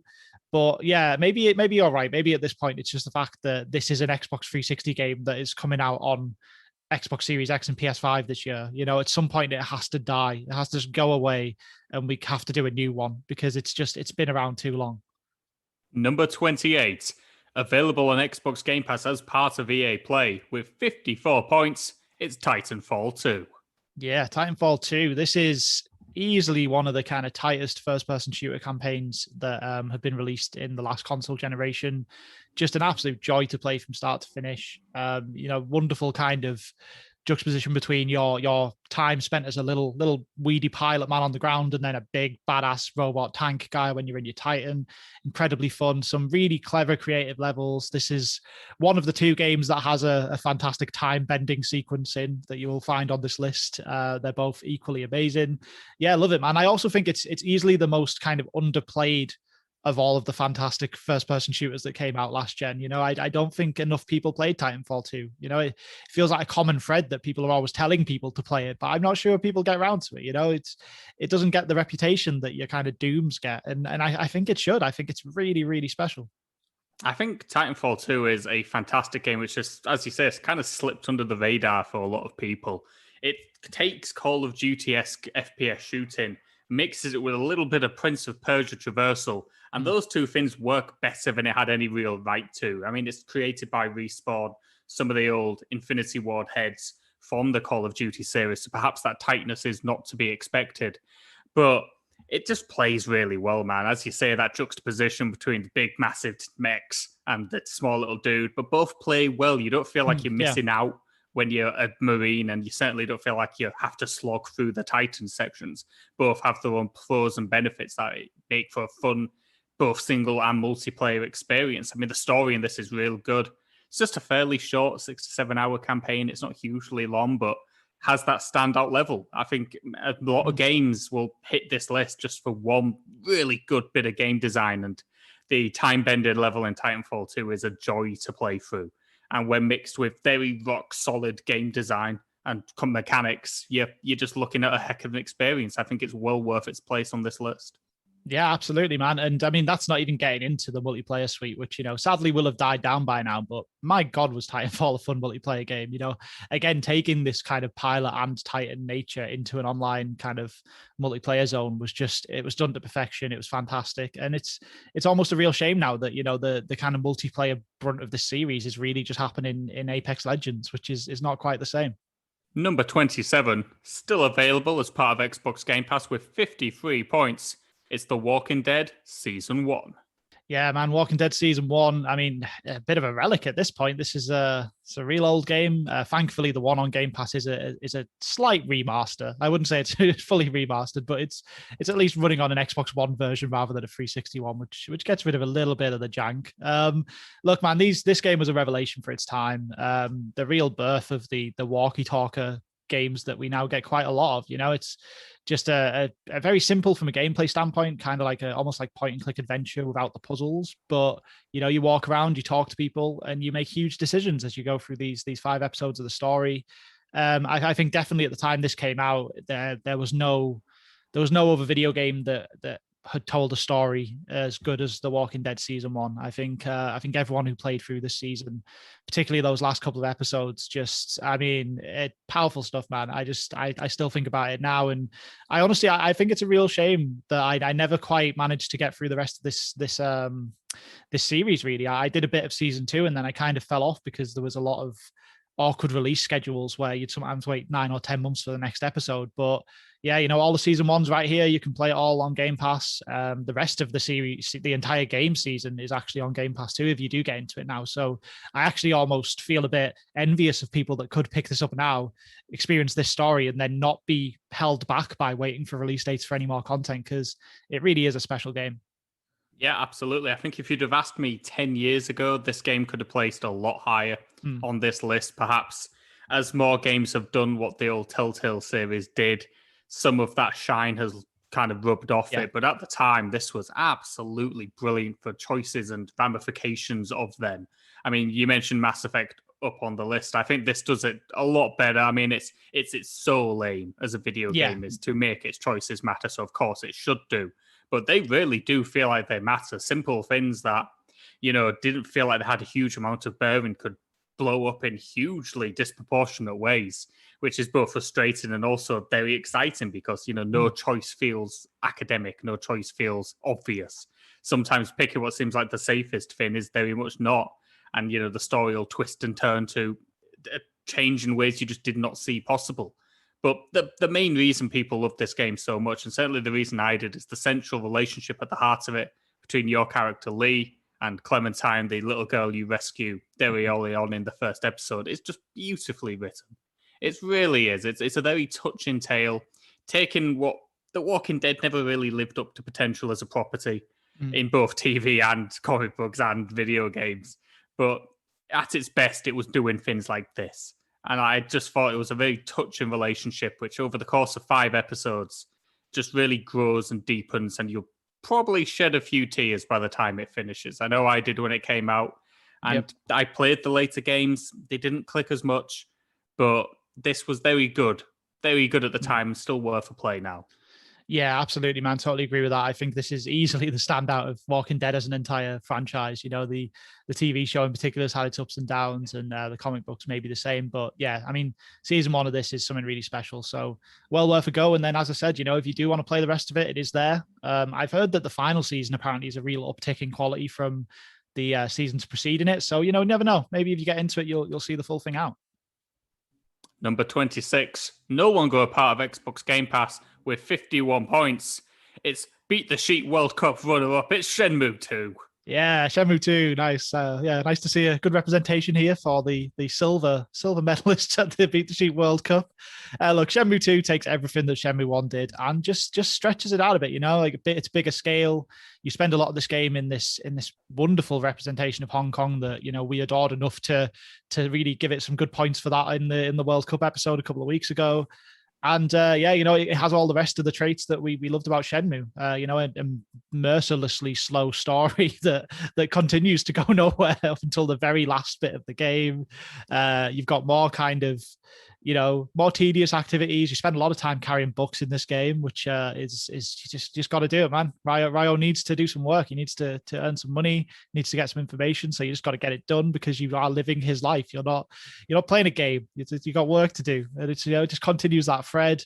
And it just, again, more of the same with regards to the world as well. This is still another wonderfully flowing world with characters that are all fully voiced and all have their own stuff going on. It's, again, the highlight of the game. You're trying to uncover information, uncover these mysteries, and you do it in such a natural, detective-like way. You walk around, you find leads, maybe you find someone who knows a little bit of information, and then that pushes you towards someone else that finally gets you to the answer. It's all there. It's all fantastic. And it also does the same thing as Shenmue 1, which has this weirdly deep combat system that you basically never use because the games aren't combat games. It's again, just another strange package. Not something we would recommend again unless you're maybe at a certain age or you just really want to dig into some historical games. But man, I do love it. I do love some Shenmue 2.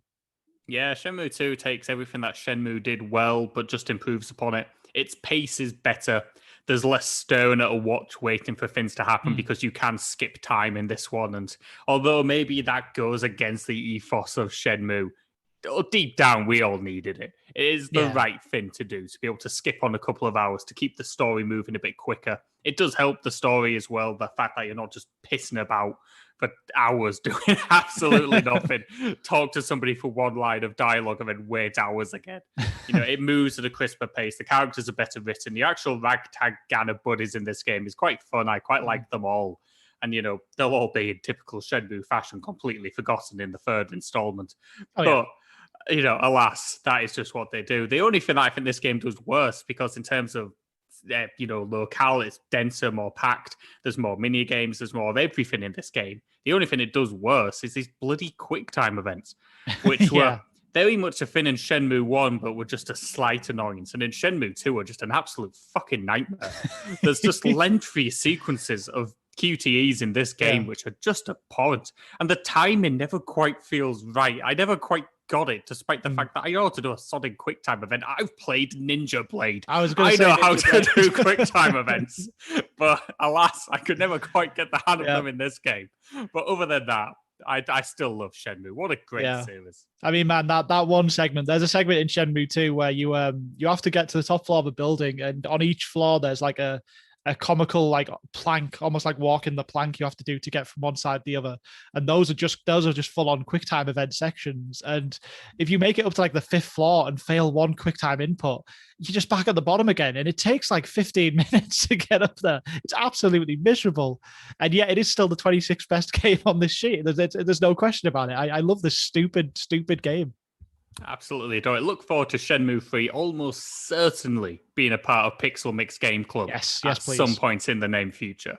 Okay, number 25, available in Xbox Game Pass, 51 points, placing high because Andrew prefers it to Shenmue 2 because he's a sick freak.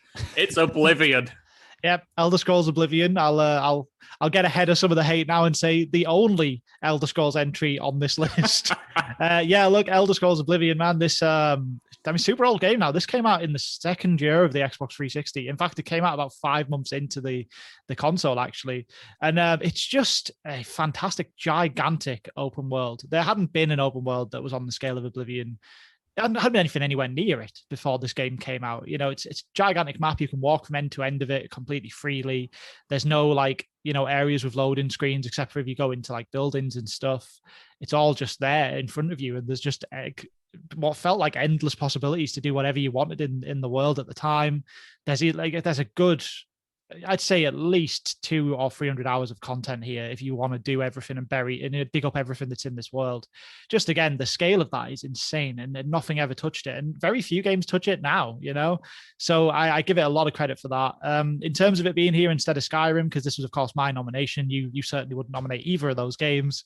I just think Oblivion, despite its age, is still a tighter overall package. I think it tells a more interesting story. There's more interesting variations in the actual places you go in the world, because obviously you spend a lot of time in this big beautiful kind of grassy world, but then you also spend a lot of time in effectively Elder Scrolls Hell, which is Oblivion. You go through these portals, you're in these demon areas, all that stuff's going on.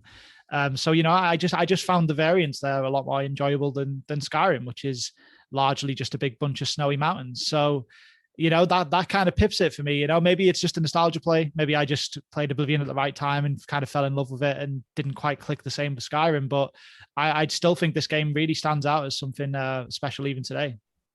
Yeah, look, as we all know, I'm not the world's biggest Elder Scrolls fan. I'm not a huge lover of the series, but even I can recognize the importance it's had on modern open world games development.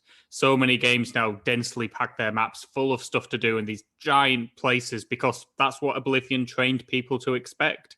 Do I kind of wish we went down the tight, more Shenmue approach to open worlds? Of course I do. It's called Yakuza and it's 10 times better. But alas, this has become the default setting for open world video games. So it must have been doing something right. And it does a lot right. There is a grand scope to Oblivion. There are bountifully long and varied quests you can do, different factions and tribes you can meet. There's so much here that, there's something somebody will get hooked onto. And so I get the appeal. I get why people like it. And I think it deserves its place on this list just for importance alone, even if, it's not necessarily my type of game. Okay, number 24, available still in Xbox Game Pass, 49 points. It's Hollow Knight. Yeah, Hollow Knight, one of the big kind of Metroidvania adventures I'd say we've had in the last generation of games. You know, a lot of people love Hollow Knight. I've not actually finished this one yet. I've played about half of it as far as I can tell.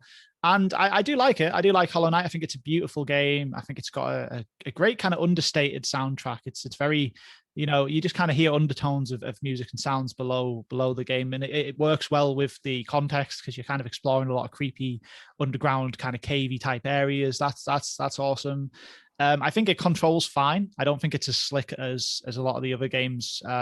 A lot of the other kind of 2D games that we've played and some that we've mentioned on this list, like Ori, I don't think it controls as well as that, for example. But I just think it's a beautiful world, and I'm enjoying slowly uncovering the world and exploring more of it. I just don't personally feel like it does a ton to stand out, but it might be that I came to this maybe with too high expectations. You know, I jumped into Hollow Knight only this year with years of people really lauding it as something, you know, it just at the pinnacle of gaming almost. So maybe our expectations are a bit high, but I still know it's a great game. Yeah, Hollow Knight has perhaps suffered in your mind because there's about a Metroidvania released every 5 minutes now, and so you really need to stand out. But back when it did come out, they weren't quite as common. I say quite, there was a bloody lot of them. And this one did stand out amongst that very large crowd. Gorgeous art style, beautiful atmosphere, tense, difficult combat. This is as close to a Souls-like game as I've ever liked. You know, the boss fights here are really quite exciting to play through as you do figure out what the weakness is and slowly exploit it and chip them down bit by bit. There's a lot to that. The power-ups you gain, the way that you traverse the world, it all clicks together in a Metroidy way that few really manage too well for me. A lot of Metroidvanias just feel like they're just sticking a door to block your progress. Whereas the Hollow Knight world does feel quite connected in what it is and how these things loop together. So I think it's very good for that. And I just think it's a damn good Metroidvania. Just a very lot well. I thoroughly enjoyed my time with it. It takes like 36 hours to complete. Yeah. And I don't have a lot of patience for very difficult games. So for me to stick with it, it must have been doing a heck of a lot right. And yeah, big fan of this game. Very much looking forward to Silksong, which will unfortunately not be coming to Game Pass. That's a Switch exclusive, I believe, later, hopefully this year, maybe next year. Yeah, that's fair, man. I think, you know, I will give it a lot of credit for the fact that it has created a Metroidvania that is grander in scope than near enough any that you'll play. I mean, as you said, huge runtime, and from what I can see from half of it, there's no filler there. It's just a big world to explore and kind of learn about. And I also like that this game kind of makes you work for it a bit more. You know, it's not doing you a ton of favors. Like you've got to buy maps for the different regions, and you fill those maps in by literally sitting at a bench, and then your Hollow Knight guy scribbles on the map to draw that area up from what you've seen. You know, there's a lot more context around it. It's not just letting you get away with a bunch of kind of video game cheats. You know, you gotta earn your keep in Hollow Knight, and I appreciate for that. I think that's pretty clever. Number 23, still part of Xbox Game Pass, 49 points, placing higher because it's higher on Andrew's list. It's Ori and the Will of the Wisps. Yeah, I mean, I think this one in many ways is the inverse of the conversation we just had. You know, I adore Ori and the Will of the Wisps. I think it takes everything from Blind Forest and just does better with it. You know, this is a game that has more kind of Metroidvania elements, more exploration to do. It's chock full of side quests. There's like a big central village where you can do a bunch of different side quests for different people, and that sets you off on adventures you don't necessarily need to go on from the main quest line, which is something that Blind Forest didn't really do. Blind Forest was pretty much A to B, so I really like it for that. I think it fixes a lot of the combat issues that Blind Forest had. Blind Forest, basically, you just had like a little ball and you pressed a button and it kind of fought for you, whereas this game has a pretty fully featured combat system where you have like a sword and you're dodging attacks, you're reflecting attacks back at enemies. That's all really cool. It continues to have a fantastic soundtrack, fantastic kind of orchestral score. You know, I know there is some weak points here. There's maybe a section in particular that's a little tough to get through, involving like you have to light up the area to proceed through it, and also there's no getting around the fact it does just tell the exact same story as the first game. But I still think it's just a really tight, wonderful experience, and I adore this game. Yeah, Ori and the Will of the Wisps, as mentioned, it is the inverse of Hollow Knight. I very much preferred Blind Forest to this game. It did finish a lot higher on my rankings. I felt it was just a tighter experience. I felt all the additional things in Ori, the Will of the Wisps, don't really add much to what I enjoyed about the first game. If anything, it just takes away from it. I found the combat is better in terms of it's deeper, but it's not particularly enjoyable. And I just think the worst thing about this game, even though I don't think it's a bad game by any means, I still think this is a perfectly enjoyable Metroidvania. I just found the worst. I just found traversing this world a misery. There's so much trying to hurt you at every second. Like, every single traversal requires 7 or 8 different inputs to get around, 7 or 8 links of power-ups. It just became just a slog. There's at no point where you felt like you could just happily move along and progress. Everything needed to, okay, now I need to focus on this bit. Now I need to focus on that. And there was just no moment where you just naturally do things. It was constantly, here's another bit of game. And he just really wants to push forward its credentials as a much tougher, harder game than its original one. And that's fine. And it does that perfectly well. And if you're into that, that's great. But I just preferred the linearity of Blind Forest. Yeah. I just thought it played better. Preferred the escape sequences. Just preferred everything about it. I just found this a bit of a disappointment. But still, It's not a bad game. It's not bad by any means. It does a lot of things very, very well. And it's still gorgeous to look at.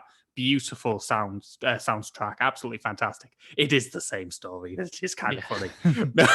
Nonetheless, it was a good story the first time round. So why not just tell it again? So, it's okay. But it left me a bit cold. No, that's fair enough, man. I think it's interesting. It's one of the things that I've, because we obviously have different opinions on games. Of course we do. Everyone does. But usually the kind of like core components of games we both have similar experiences with. Whereas with Ori and the Will of the Wisps, the thing I find really strange is that I found the traverse around this world so fluid. Like I was just jumping from thing to thing, doing all of these skills and abilities you get in a way that was like almost like Tetris Effect, in that you go in a trance and you just nail it and it feels beautiful. Like I think that's the kind of turning point here where I've ended up ranking it high and you're much lower, because that all really fell perfectly in line for me. And I think it just, maybe for other people, it just doesn't land the same way. But yeah, I adored jumping around this world and flowing through all these environments. And I guess if you're not quite getting the rhythm of that, it's definitely going to be a lesser game for sure. Yeah, I think that's probably pretty much it. I found Blind Forest traversal to be loose and a little bit floaty, but it wasn't asking much from me. Now, Will of the Wisps is the same floatiness and just feels off. And I thought Hollow Knight controlled perfectly, and yet, you found it a little bit off. And I find Ori just off. It just doesn't quite click to me. It's odd, isn't it? Sometimes these things do occur, but that's the only reason it's low in my estimations. But still a great game. Still a lot to play for. Number 22. I don't think this is part of Xbox Game Pass. 48 points. Batman Arkham Asylum. Yeah, Batman Arkham Asylum. Yeah, you're right. This isn't on Game Pass. The only Batman game that is right now is Arkham Knight, which is fine. It ain't making this list, let me tell you that. But it's all right. It's entirely fine. If you like the first 2 games and just want to spend a bit more time in a car, then you can play Arkham Knight. If you thought what Batman needed was more driving sections, why don't you play Arkham Knight? There you go. But yeah, anyway, enough about the 242nd best game on the sheet, and let's talk about this. Let's talk about the 22nd best one, which is Arkham Asylum. I mean, look, we've already talked quite a lot about Batman when we talked about Arkham City. Arkham Asylum is very much the basis of that game. It's got the same fantastic tight combat, the same slick kind of traversal where you're gliding around with Batman that feels fantastic. It's got these wonderful kind of little puzzle box areas, which I think this game does do a hell of a lot better than Arkham City, where you'll go into an area and you'll be stood on some gargoyle at the top of the room, because every room in Batman has a gargoyle for him to sit on, and you just figure out how to take down this room of thugs without any of them knowing you were ever even there. And it's such a satisfying gameplay loop to just sort of analyze the way they're walking around, figure out which one's leaving himself exposed and the other people can't see him, or maybe you do something to like distract one of them and then you take someone out. It's really, really just a captivating loop. And the asylum itself as an actual location is wonderfully realized in this game. The areas you go to, considering it's all literally just an insane asylum for super criminals, there's actually a hell of a lot of variety in the way this world's put together, and kind of the way different villains have escaped and took over certain areas has a huge impact on how that place plays out. Love that. This game, of course, as well has the scarecrow sections, which at the time were an absolute revelation. Just these big, trippy, creepy horror kind of segments of the game. Love those as well. So yeah, just a lot of great things to say about Batman Arkham Asylum. I think there's a fair argument to say this is still the best superhero game that's been made. Yeah, I think it's right up there. I mean, I do love those Spider-Man games, but Same. I think this is probably slightly better, to be fair. It's just so tight. It's such an enjoyable experience. It at no point loses momentum. it just seems to get better upon better upon better. And it's just a wonderful thing to play through. Combat's fantastic. Locations are fantastic. I'll say the thing Arkham Asylum has probably even over Arkham City is the boss fights in this game are great. There's a wonderful one against Mr. Freeze in this game, which is just an absolute delight to play through, where he learns how you hurt him the first time round, so you can't keep getting him the same way. And it's just so cool. In fact, the only thing I wish is that Joker final fight was better than it was, because it did end on a bit of a damp squib, did this game. After everything was so perfect, the ending just kind of fell a bit flat. But those Scarecrow sections, man, we talk about Arcane and how it has those big moments that you just remember. Everybody remembers the Scarecrow sections in this game. They're so cool and so fun to play through. Really hammering, breaking the glass and pressing that Eternal Darkness button in a way that very few games have done since. Not many people do this. And it's just a damn good game. Good storytelling, loads of fun collectibles to find, loads of secrets to find.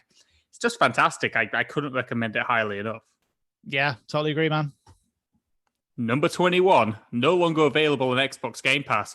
48 points, ranked higher because I think it's the 6th best game of all time. And Andrew just hates video games. Red Dead Redemption 2. I mean, I ranked Red Dead Redemption 2 low because I love video games, and it's not a video game. It's a testing tedious patience for most of its run. And I'd also say you said 6th best game of all time there. It's 6th best in your list here. I don't know if you think it's the 6th best ever, but we'll see. But anyway, look, Red Dead Redemption 2, we've talked about Rockstar already here. They make these gigantic, insane sprawling worlds that other people can't match up to. They did that with GTA 5. They've done it again here with Red Dead Redemption 2. This is a huge open world full of characters again that all seem to actually be like living lives and doing stuff, more so in this game by a long extent than GTA 5. This one actually really does feel like it has characters that are going about their day and they're living a life regardless of if you happen to play the game or not, in a way, which is great. Love that. What I don't love, though, is, as I said, I just think this game is an absolute fucking chore. I mean, I bought this at launch on the back of all the hype, and I forced myself to do about 8 hours of it, and I just couldn't do any more because I was so bored. I just found it so miserable to try and drag myself to play another half an hour of just intentionally tedious gameplay, because it's trying to be a very real representation of the lives of obviously your characters in the game, and it does a great job of that. It really does. But if you don't fancy it, my God, there's no worse game in the world for if you just don't feel like playing it and someone makes you play it than Red Dead Redemption 2, because it's just a slog, man. But look, I did end up having to finish it. It did come into Game Pass and then leave 3 months later, which was cruel. Thanks for that, Game Pass. So I did end up having to play through this one, and I will say the story is an absolute masterpiece. This is probably the best told story in video games that exists to this day. I think it's very difficult to find a different one, a different pick for that. And I think, as you play more of the game, the fact that these characters are wonderful and you want to spend time with them does help you get through what I think remains a boring game to play. I think that it does stop mattering. I definitely think it does. By the end, I'm so driven towards seeing what's going to happen and doing these big set piece moments with the characters that I can get through a bit of plodding gameplay to do that. And that's a real testament to how good that side of the game is. But look, yeah, that's why it's ended up in a bit of a middle ground position here, because I've always had troubles with this game. See, the thing about Red Dead Redemption 2 is you're not playing a game. You're putting on your cowboy boots, you're making sure your spurs are working, you're chewing some tobacco and you're dipping your hat, because you are a cowboy when you play Red Dead Redemption 2. You embrace fully into the life of it. And therein lies the joy of it. It is an almost culmination of what immersive gameplay can be. If Oblivion set what was going to be the temple for giant open worlds, the only way I can get into them is if they're on the scale and ambition of a Rockstar Red Dead Redemption 2 world. Because this I can explore, this I can get excited about, because it just feels so damn real. It's just got so much going on, these densely packed cities with winding streets and just random weird things happening. People who you'll have spoken to 30 hours ago, you speak to again 30 hours later. And they remember, and they have a different conversation. It's incredible how it does it. It's magic. It's legitimate magic. I don't know how it works. To this day, I don't know how it works. And although the gameplay it's very standard Rockstar, it's nothing much different to GTA 5, really. It kind of plays the same. Yeah. Arthur's a little heavier. He's a much more of a built character. He doesn't move around the world with a lot of grace. by all accounts. But you do start to factor in that lack of grace into how you play the game, which just adds to the immersion once more. You're accounting for your own foibles, which is just bizarre because games, you expect them to work perfectly when you push a button. Red Dead Redemption 2 sometimes just won't. And you won't know why. You'll just do it, and you'll love it because you have to, because you're so immersed, and you've just put your hat on again. You can't get past that. I just think it's a wonderful example of what video games can be. And you're right, the story is just wonderful. Yeah. It's just absolutely fantastic. From its epilogue in the snowy hills all the way through to the tale of Arthur Morgan, to its very touching epilogue, which runs about 15 hours its bloody self, because of course it does. Nothing is small in Red Dead Redemption 2. We were very cruel to pick Empire of Sin as the game to represent America in the Beat The Sheet World Cup, because no game is more American than this one. It is bigger, it's better, it's huge, it's giant. And although it at times can feel a bit mechanical and a bit slow, and you can see the cogs turning a little bit, when it's at its best and it has real heart, it's just a gameplay experience you just can't find anywhere else, apart from maybe one game, which is still to come on this list. All right, then. Well, that is 30 games down on the top 50 now. So it is time for another Beat the Sheet Sheety Award.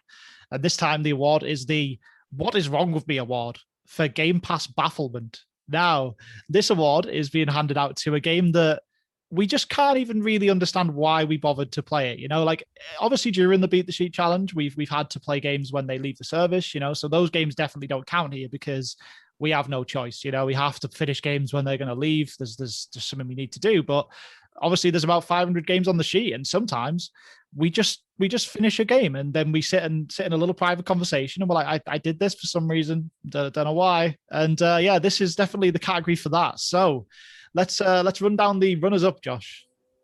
Well, there's some real just terribly awful video games we've played for little to no reason here. We've got Human Fall Flat, Totally Reliable Delivery Service, good God, Fishing Frenzy 2, Shipwreck Showdown, and more cred. So there's some bad choices here, but I think you got to start with Fishing Frenzy 2, don't you? Yeah, I mean, I'm going to start with that mainly because it's called Feeding Frenzy 2, and you don't want to play it so much you keep saying Fishing Frenzy 2, which is fantastic. So look, I mean, Feeding Frenzy 2 is on here because Feeding Frenzy itself is a old kind of Xbox Live arcade game, but really it's an old Intellivision game from about 40 years earlier, and it's entirely serviceable, but it's not an engrossing game. It's a slog to get through. So to finish that and then immediately think I'm gonna play the sequel that's 3 times as long takes a certain kind of person, and that person is of course Josh. So that's why that's on here. That had to be on here. Just a classic bit of Fishing Frenzy. Even get around that though. Look, you've got, I mean, Morcred's just on here because we both found Morcred to be entirely just an obligatory Game Pass 6, and yet both finished it within about 3 days of it, like joining the service. I don't really know how that happened. And I mean, the Totally Reliable Delivery Service, Human Fall Flat, are these terrible physics games, which within 5 minutes are just miserable to play. And yet somehow we both played through large, giant chunks of that. I mean, I played about 70% of Totally Reliable Delivery Service. Same. I hated it after 1%. And I just sat there and I played it with my mouth agape like a big baby, just not understanding why I was doing this to myself. Yeah, I mean, Totally Reliable Delivery Service is an insufferable video game. Like Human Fall Flat is dull, and it's got the same, intentionally broken physics bullshit that we never like. But I can at least see there's some semblance of decency in Human Fall Flat somewhere. Maybe in its early levels where it's all a bit simpler. It's not the worst thing in the world. I think I gave it like a 4, but I gave Totally Reliable Delivery Service a 1. I think it's the biggest piece of crap that has been on this service. And yet I think there's 100 deliveries in total. And to sort of get the final unlockable, as you said, you need about 70. And I got the 70. So I beat the game. And I don't know why. No one made me, except for me. It's absolutely insane. In many ways, it's amazing it didn't win this award. Yeah, it's quite incredible, really. And to go back to Feeding Frenzy, or Fishing Frenzy, as I'm determined to call it, the mere fact that I played Feeding Frenzy 1 and immediately booted up Feeding Frenzy 2 on the same night and completed it on the same night. I don't think I've actually been the same since. I don't think I've ever quite recovered from that. Yeah, I mean, I think it's things like that, make you realize this show had to end because it's making us these people. There's only so far you can go in life being the kind of guy who'll finish Fishing Frenzy 1 and then load up Fishing Frenzy 2 immediately afterwards. You can't become that person any longer. It'll be the absolute end of us. But anyway, I guess we should roll on to the winner of the What Is Wrong With Me award for Game Pass bafflement. And this one is in many ways geared towards your playing as well, really, although I have also done this. The winner is literally all of the Battlefield series. I mean, this is a very justly deserved award because before this challenge started, I'd beat one Battlefield game. I'd played none, really. I played Battlefield 1. I didn't particularly like it. And I always said it's just worse than Call of Duty. And then for the past 6 months, all I've ever done when I've had downtime from this show and I've not been doing Leaving Soon or New Editions, all I've done is play a Battlefield game. It's just been a constant in my life now for pretty much all of 2021. I've just gone, well, I guess I'll play a Battlefield game. If I've got a spare hour, I'll just boot up some Hardline and just go whoop, whoop. That's the sound of the police as I just blast my way through some more tedious Battlefield nonsense. Just a dreadful series of shooting games, which I've gained no enjoyment for really at any point, apart from maybe Battlefield 5 was okay in parts, and Battlefield Bad Company 2 wasn't the worst thing I'd played in that bloody moment. Other than that, I just hated them. Yeah, no, I mean, I get it, man. Because I think especially, we've talked a lot before as well about how because first-person shooters are constantly getting refined and becoming like slicker experiences, going in the back catalogue of shooting games is an absolute misery. It just is. And to go back to playing like early 360 era shooting games is bad. But to go back and play about 6 of them is again, just we've got problems. We've got issues. That's more egregious than Fishing Frenzy 2. And that is why, of course, literally all of Battlefield has won this award. There was no other winner. But frighteningly, another contender has come to me at the very death, just as the award has been presented. It's come on stage with shotgun cocked, and it might just be about to take the award. Because I remember fully well looking at my Game Pass friends list about 2 or 3, maybe 6, 7 months ago, and going, why is he playing black? This day, I've never quite understood this. And I remember full well a few months later, you were looking on your Xbox Game Pass friends list and going, why is he playing black? Yeah, I absolutely do remember that. This might be that situation. Wasn't there what was it? It was like a Miss World competition or something where they literally did the full ceremony to the wrong winner. And then they had to come on and go, it's not yours. It's she won. Sorry. I think that's what's happened. I think that all of Battlefield's on the stage. It's celebrating. It's won. And there's black. Black has come on the stage, and I do agree. I think Black is the winner because you are right. We both had that exact same reaction. I mean, in your case, well, you'd even heard me then go on to tell you that Black's a miserable experience, and still there you were, just playing Black on your day off. It's just no other winner could be possible. Got to be Black. No, has to be Black. The best thing about Black as well is because there's no achievements, we could just lie. But I know full well both of us beat that game. I know it in my heart that we both beat Black. Absolutely deserved winner. Just stealing the award right at the death. Congratulations on your egregious theft, Black. Well done. Back to the Game Pass Top 50 list, and here we are with number 20, no longer available on Xbox Game Pass, very sadly, with 47 points. It's Minute. It is Minute. Let's all just take a moment to enjoy listening to the only podcast in the world that is placing Minute above Red Dead Redemption 2 on a best games list. Love that. That's great. But yeah, it's how this competition works. We both liked Minute quite a lot, and it's ended up near enough where it should be really here. I mean, Minute is just a very, very clever, special little indie game to me. It's a game where you have to play in 60-second bursts because then your character just keels over and dies.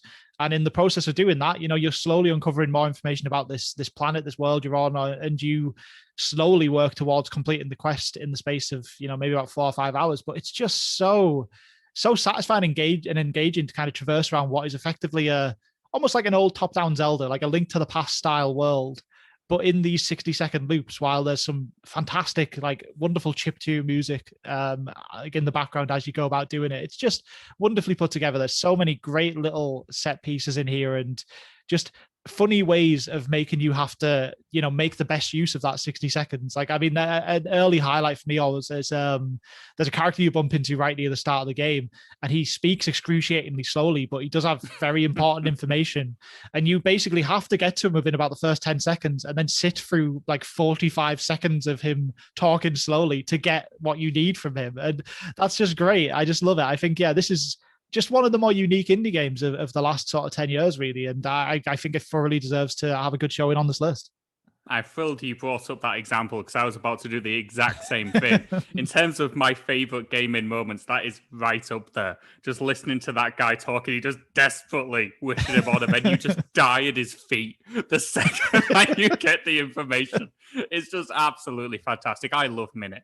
This is a wonderful indie game of the type I just applaud and I absolutely adore. And everybody, because this isn't available on Game Pass, go out and buy this game. Yeah. It's not that expensive. It's very reasonably priced.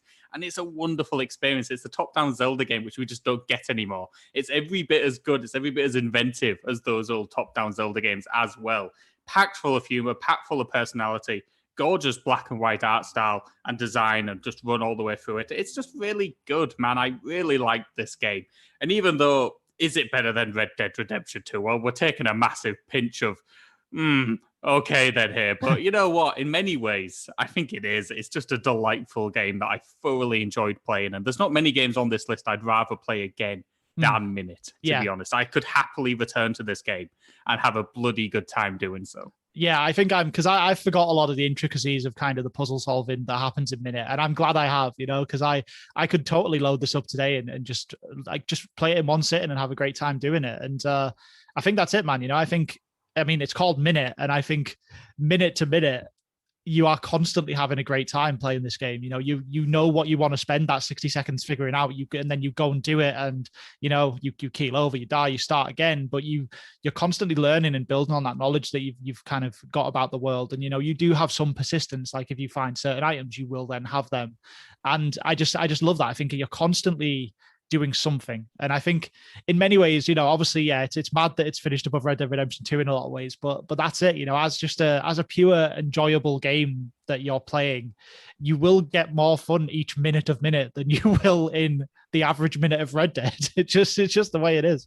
It's just a fantastic indie title. Can't recommend it highly enough. Very well deserved to be so high up this list. Number 19, now available on Xbox Game Pass very recently, actually. 42 points. It's Doom 2016. Yeah, Doom 2016. This is as good a revival of Doom 1993, like the original Doom, that you could really do in the modern era. I think before this point, first-person shooters were maybe a bit too, I don't want to say sluggish, because like games like Call of Duty have been slick for a while now and quite fast-paced, but Doom is just so fast and angry and vicious. And I think I think it's only been recently that like we've really nailed down how to make first-person shooters match up to that old style of Doom in the modern era, and they nailed it with Doom 2016. It's a constant rush to play this game. As soon as you start a battle and there's like this pumping kind of rock soundtrack behind you, and you need to recover some health, so you have to directly go up and rip a big eye in half because that's how you get more health in this game. You have to go and just punch things and destroy them, and it's just a constant rush of adrenaline playing Doom, just like it was in 1993. They absolutely nailed that. So well deserved on this list. You could have argued for Doom Eternal to be on this list too, really, because that series is kicking ass. But we went with Doom 2016, and I think it deserves its spot. I think it's just a very, very good revival of what is one of the best FPS series of all times. In many ways, we'd kind of forgot how fun it was to be fast in first-person shooters. We kind of, for whatever reason, we got bored of the idea of being the all-powerful tank who's just destroying and slaying through whatever enemy is put in front of you. And we're starting to see it now already. We saw it at E3. How many games looked a bit doomy? And we just didn't have that for years. Nobody was making them. And Doom 2016 burst back onto the scene with its shotgun cocked to its heavy metal soundtrack and just said, you know what, this is fucking fun. And you can just play it and blast through it and have a damn good time. And you will do, because it's a fantastic FPS experience. It's everything you could want from a Doom revival. I just didn't think they could nail it this well. It's so fun. All the creature design look better than ever. All the weapons feel chunky and visceral as they ever did do. It's a fantastic game to play through. It's a real blast of an experience, and I can't recommend it highly enough. It's beyond maybe one other FPS on this list. Probably the best thing you can play on Game Pass. Certainly from a modern perspective, it's just a wonderful time. Yeah, I totally agree, man. And I think, as you said, well, the creature design in Doom has always been spectacular, and it's such a treat to see like essentially creatures that were designed like what about 30 years before this game finally be realized in such a kind of complete way. They look so gross in a perfect way. I love this game. I could play this again like today easily. Number 18, no longer available on Xbox Game Pass with 41 points. It's The Witcher 3.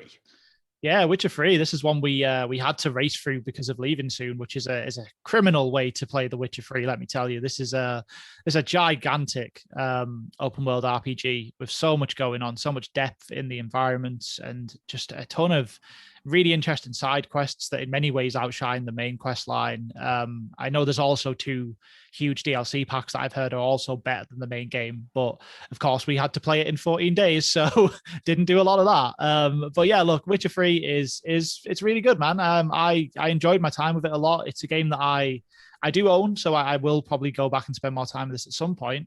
But it's a game that I kind of almost needed the kick of leaving soon to really get into, because I don't know. I'd played the first few hours of it before, and it looked great, but it didn't really click with me. And once I'd actually kicked on and traveled to more of these areas and kind of played more of the some of the quests in particular, really are the things that gripped me in here. Because again, this is another game that has some really good video game storytelling, and I think that does carry it through a lot of its maybe.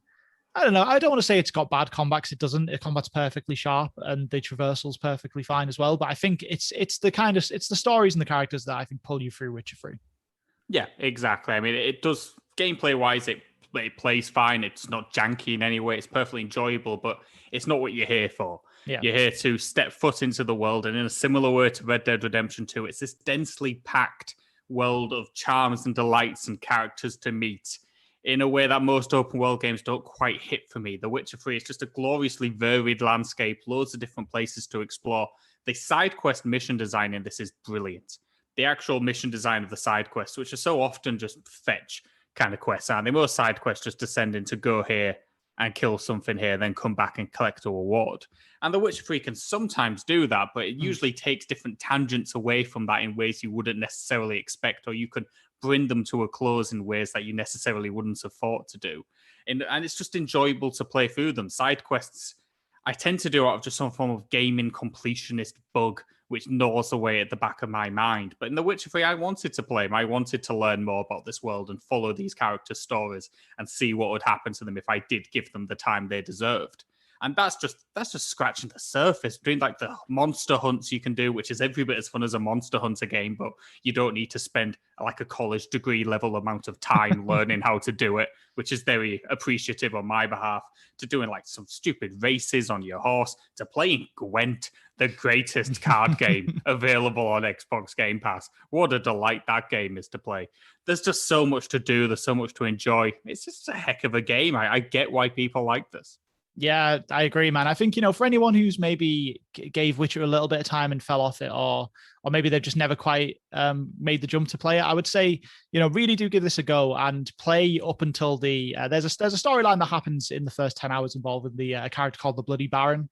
Just play through that. And if you finish that and are still not interested, then check out. But I think by that point, that's the point for me where I was like, okay, this is good stuff. I'm sticking this out. Yeah, absolutely. Really good game. Definitely one to check out. Number 17, available in part of Xbox Game Pass with 41 points, placing higher thanks to Andrew. It's Fallout New Vegas. Yeah, Fallout New Vegas. I mean, for me, this is still the peak of the Fallout series. I even prefer this game. Well, I have a bit of a battle every day between Oblivion and Fallout New Vegas, because I think they're both so well put together. But New Vegas is it's just pretty special, man. I mean, in terms of taking the big open worlds that you get in a Fallout game, but then also just adding so much more character and personality to the world than I think you get in Fallout 3 and 4, the kind of mainline entries. Like, this takes place on basically the decaying ruins of the Vegas Strip, but it has a real Vegas Strip in there. So you've just got this desolate wasteland, and then there's just this small central piece of just neon lights and wonder that's ran by this big evil Baron man, and he's doing all of his stuff. And then as well as that, you've got factions all around the world. There's a group of people who basically pretend they're the Romans, and their leader calls himself Caesar.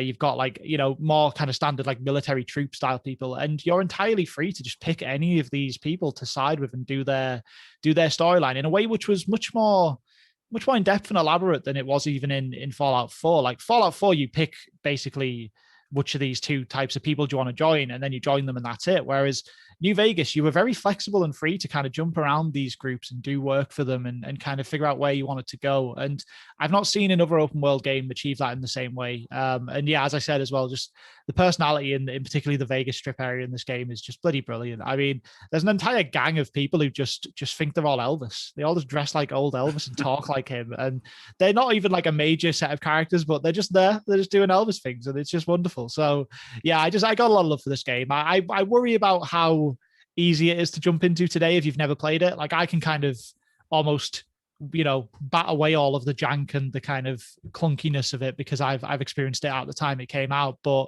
maybe if you're a newcomer and you come in, you might just be like, this is a bit too old for me, and that's fine. But yeah, if you can get past that, there's some really, really good stuff in here. I mean, Obsidian pulled off a low-key miracle, managing to turn this game around in the time they were asked to the standard that they did, with the level of quest and character and humor and world building found within it, because they did not get the game development time really to do any of that.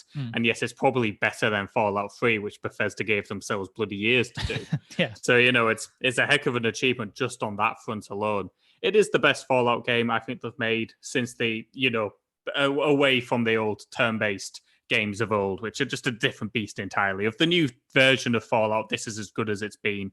And a lot of that is just down to Obsidian, who get RPG storytelling and world building in a way that most RPG Western studios at least certainly don't. They have a good sense of humor. They grasp that consequences do matter and that choices matter and that who you speak to and side with matters in a way that most games do not. They did this even better in a game called Alpha Protocol, which I wish was on Game Pass, because it'd have been very high up this list. But alas, it is not. And so Fallout New Vegas takes its slot because of that, as far as I'm concerned. It's just a really good game. And all the Fallout stuff you love, the VATs and, all the Pit-Boy and all the world design and the stuff on the UI, which is so fun and interesting in this game. It's all still there. It's all still very good. Is it too janky by modern standards? Maybe.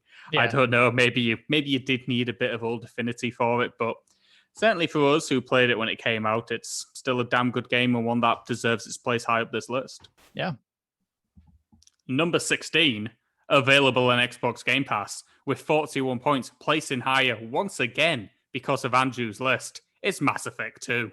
Yeah, Mass Effect 2. This is a fantastic game. I've got this way up in my top 5, so it's managed to get a good spot despite Joshua's complete indifference to the Mass Effect franchise. So yeah, I mean, Mass Effect 2 takes everything that Mass Effect 1 does and just nails it. It's got the same again. This huge world of all these different species and conflicts and huge character moments and decisions that you can make, which have at this point obviously have came through from Mass Effect 1.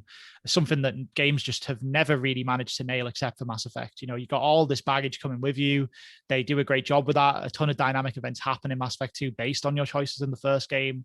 And then they, of course, carry through Mass Effect 2 to the third game as well. So just a ton of complexity there. That all pans out really well. And the thing Mass Effect does really well is it bins the clumsy, awkward traversal and largely terrible combat of Mass Effect 1 and just makes it a badass action game, frankly. Like this is just a big, bold third-person shooter with kind of special powers depending on what type of character you build, and it's just fun to play, man. The combat is exciting. Like as a shooting game, this would be fun. Never mind the fact that it's a huge RPG with all these huge narrative constraints and kind of decisions to make as well, and it all culminates in what is, I mean, it's up there in like if I was doing like kind of a top 3 of like ending like final missions in games, the Mass Effect 2 final mission would have to be up there. It's just a huge, crazy way that this whole story kind of blows off at the end, and I absolutely adore it. So yeah, big fan of Mass Effect 2. Very happy to see it climb up the list to a good extent, and of course the Legendary Edition is out now, so that's the place to play this. Don't necessarily jump into the 360 backwards compatibility version. Yeah, get yourself that Legendary package and play there. Yes, as last time, I won't say too much on this. I mean, Mass Effect 1 I had played, so I could place it lower because I knew I didn't like it. I've never played Mass Effect 2, so I can't speak too much on it. I gave it a much nicer showing on my list than it would have done if I was just being an absolute bastard. So that's why it's snuck its way up higher than perhaps it would do. I can't say anything on it. I've never played it. Yeah, that's fair. All right, then. So that is 35 games down on the list. And as we're getting a bit closer to the end, we're gonna bring the awards in a bit sooner now. So time for another Sheety Award. And this is the Beat the Sheet Award for outstanding stupidity. So this is very much an award for longer term fans of the show. This is basically just times that really stupid crap's happened on the show, and we just wanted a place to, point those out and highlight them. So I'll cut to you, Josh. What are the nominees for the Beat the Sheet Award for outstanding stupidity? Well, this entire show could really win the award on its own, to be honest with you. But True. We've broken it down beyond that too. Cole Gore, Al Gore's evil twin, who made an appearance when I failed to say the words Cole Gore. I said it again. I just can't stop. Yeah, when you tried to say core goal, I believe it was, you came out with Cole Gore. Can't say it. It's Cole Gore. I can't stop it. The man he's in my head. We've also got Toys for Bob's unfortunate renaming of Toys for Boys, which cropped up a few episodes past. Of course. We have Dumb Cunts, the rally co-driver from the Dirt series, who I thought was insulting me for the entirety of my game time because I couldn't decipher his Scottish accent. And finally, we have when Andrew declared himself, I am the world, when he was offered a dubious transcription service as a way to... Why would we even need a transcription service? I don't understand it. I mean, if we did need a transcription service, if someone did want to read these episodes, we would definitely need a transcription service that was better than I Am the World, which is what it came out with for our intro to the show. So, yeah, a lot of good nominations there. Big fan of that rally co-driver who I'm pretty sure he was saying don't cut, wasn't he? Saying you can't cut. Was. And but you were just, getting steadily more offended by him. But a lot of good options. There's a really late show in here for a nominee that you could add, which is Fishing Frenzy 2 from about 20 minutes ago. That's also some outstanding stupidity. But let's go for the winner on this one. I think it's my favorite stupid thing from the show at this point. And it's got to be the Fish Detectives, Josh. It's Carp and Course, Fish Detectives. You got to love those two. The audio series is still in the works, don't you worry. At some point in the next 2 to 3 years, we're going to drop a Carp and Course novel on your asses. And it's just going to be everything that has been built up all these times. I love those Fish Detectives. God bless them. Yeah, I mean, they're fantastic, aren't they? I mean, the great thing is as well that now we're moving away from Beat the Sheet and we are, of course, already working on Pixel Mix and we've got episodes coming out. The great thing is that we will at some point genuinely do something to do with Carp and Course in Pixel Mix. And only the people who come from Beat the Sheet will have a clue what is happening. Anyone who picks up Pixel Mix without this knowledge will be like, what in the hell? Why? Who are the Fish Detectives? What's happened? And I look forward to that. And don't think we're going to explain it either. No. Anybody who has stuck with this show this long and recognizes these callbacks, it's just for you, even if you didn't really want it. Absolutely. Let's get back to the top 50 list with number 15, no longer available on Xbox Game Pass. With 40 points, it's Metal Gear Solid 2. Yeah, Metal Gear Solid 2, a very old game that doesn't particularly feel old when you play it. It has to be said. I'm always surprised when I think that this is like an early PS2 game somehow. And here it is as the 15th best title on our list of all the games on the sheet. It's a hell of an achievement. But look, man, Metal Gear 2 is, it's a fantastic game. I love this game. I still think to this day about the fact that somehow, despite it being so old, Kojima basically knew the way the world was going. Like, there's some stuff at the end of this story that is just so weirdly on point with what happened to the world. And I just kind of love that. You've also got the same fantastic kind of core stealth gameplay from Metal Gear Solid 1, except for now, there's new kind of technology in the powerful PS2 that lets us do a bit more with it. You've now got like a first-person view, for example, you can use to shoot people rather than being stuck on this kind of static camera. And look, man, I mean, I just think it's a really, really good game. It's got one of my favorite sequences in gaming as well. There's a bit late on where everything gets a bit garbled and messy and things start to make no sense in a really special way that I just adore. So a lot of love for Metal Gear 2. Do pick this one up because I mean you can get it on there's a collection which comes with Metal Gear 2 and 3, and I think also a couple of old PSP games. You can pick up that on Xbox 360 and PS3, and it's backwards compatible as well on Series X, on Series S, so you can play the 360 versions. Just buy it, buy that package. It's just a fantastic deal. It really is. I'd never finished the Metal Gear Solid games before doing this challenge. And it's probably, when I look back on the 18 months of just sheer torment I put myself through, playing these two games is probably up there as one of the absolute highlights of it, as well as Shenmue, of course. Yeah. But, just naturally, I just had such a fun time with this game. I thought it was a fantastic experience. The story is just off the wall madness. But as you said, there's a lot of prescient kind of nods to where we are now as a society, which I can't even quite believe was before it all happened. It's ridiculously prescient. It's almost impressively so. And it's only getting more so the more time passes on. At the time, people just thought this was outlandish garbage and it made no sense. But now it almost doesn't go far enough, which is a frightening thought, really. But beyond just the story and the way it presents itself, it's just a very fun game to play. Metal Gear just remains a fantastic stealth series where, holding up people and putting them down and hiding them in cupboards and just navigating this fascinating tanker world which you find yourself in, which just opens itself up bit by bit. And you play some fantastic boss fights against ridiculous characters. It's just so much good stuff here that I just absolutely had a fantastic time with it. Even if there are little elements of jank which did get ironed out in the later installments, it does nothing to detract from what is a fantastic game, even if you don't like Raiden that much. Yeah, well, that's it, right? I think, the way Metal Gear Solid 2 is put together in terms of, and a lot of this comes from Metal Gear Solid 1, but you just have this world and this environment, in this case, the tank, this big tanker where all of the villains are and all the stuff's happening. But it's like, it just unfolds beautifully as you play through. It's almost like Metroidvania in design, right? You kind of get new ID cards that open better doors, or you get a new piece of equipment or a new weapon that helps you get to a new area, and then you can go through there. And it's all just so tightly put together, and it's just constantly cinematic. Even for a game that's this old, it still feels cinematic to play through it. And then you've obviously, you've got that trademark Metal Gear, uniquely Metal Gear thing where basically the game is almost bogged down in like serious and sometimes real like military conversation and talk about arms deals and the Cold War and different kind of elements of historical conflict. But then also there's a man who's a fucking vampire and there's a big fat guy on roller skates. Like it's just so uniquely Metal Gear. No one else does that, and it's so weird, and I just love it. And I mean, as I said, that double pack, it just needs to be bought. Yeah, it's possibly one of the best deals you can get in gaming, to be honest with you. It's so cheap now as well. And shout out as well to the Colonel, who will forever tell you to press the action button to achieve anything. And I just love that. I just love how they don't even try to hide the fact it's a tutorial, but yet they also kind of are. Yeah. It's just a wonderful experience, as well as slipping on pigeon shit for like 700 times, like you're in a Benny Hill skit. Just so much cool stuff. What a fantastic game. Talking of fantastic games, number 14, still available on Xbox Game Pass, 30 points. It's Dishonored 2. Yeah, Dishonored 2, quite a big jump in points there. The game before this was on 40, so you're kind of getting to the point now where, we're getting to the top of the list.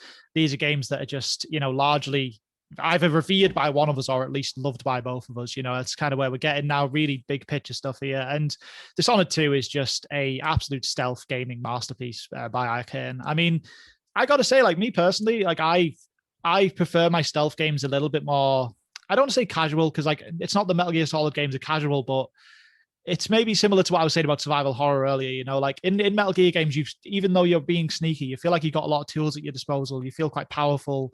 You feel like you can kind of figure out the way to solve the problem. And if it all goes wrong, you'll still be okay. Whereas Dishonored can be quite a stressful stealth experience. It's quite, it can sometimes be quite difficult to not be detected and to figure out the right way to solve a problem. But at the same time, because Dishonored 2 is so good, I don't care. Like that wouldn't normally be in my wheelhouse, but these levels are so intricately designed and they're just beautiful. And there's also so many ways to solve the problem. Every mission you go into in Dishonored 2 can be solved like numerous ways. You can be non-lethal or lethal, which is fairly basic, but then also just the entire way you kind of kill your target or get the information you need can be done in these huge different ways that are each their own kind of big set piece that, like, you know, the normal player won't even see them all because they've chose their own path. And that's really, really clever. Like, you could replay this game in a completely different way, and it's like you've played a different game. And I can't think of many other games that nail that feeling. So, yeah, huge fan of Dishonored 2. As I said earlier, you know, Arcane put a game out, I will play it day one, and I'll love it. So, yeah, big fan. Yeah, this is pretty much when Arcane announced themselves as a studio of note. Dishonored 1 had a lot of very good things. It was a good game, but it felt lacking in certain areas. But Dishonored 2 just tightens the experience considerably.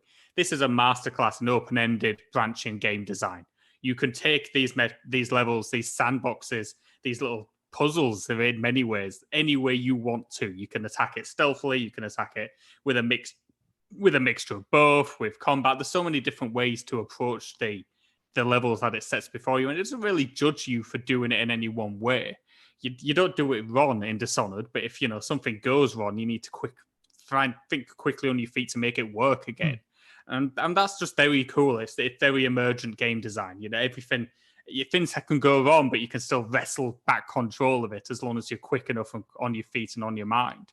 Yeah. And it's just a lot of fun for that. I'm far too stupid to get the best out of Dishonored 2. I just end up blasting my way through most of the levels and still have a very good time doing so. But I've seen videos and there's guides and there's the ways that people manage to unpick these levels and change them. It's almost Hitman-esque. Only Hitman as a series kind of does this way. But because Dishonored has a little bit more leeway rather than Hitman. Hitman is so stealth-focused. You have to do it right. Dishonored has that little bit more leeway. It's a little bit more forgiving for people like me who aren't wonderful stealth game players. This is the kind of title for me. And I just think it's a really good game with a fantastic world as well. Good story, good art design, good writing. It's just a lot to like it. It's a good game. Yeah, absolutely, man. I think as well, another great thing about Dishonored is the fact that, like, the way the game sort of, you know, we talked earlier about Shenmue and how in Shenmue you have to just walk around and talk to all these people and gather this information, and no one helps you. You know, you don't get any help with that. You just have to do it. And I think Dishonored 2 finds a great balance in that as you're walking around this world, you know, people will be having conversations, you know, maybe you'll open a drawer and find a note or something, and you're doing all of this kind of detective work in a way.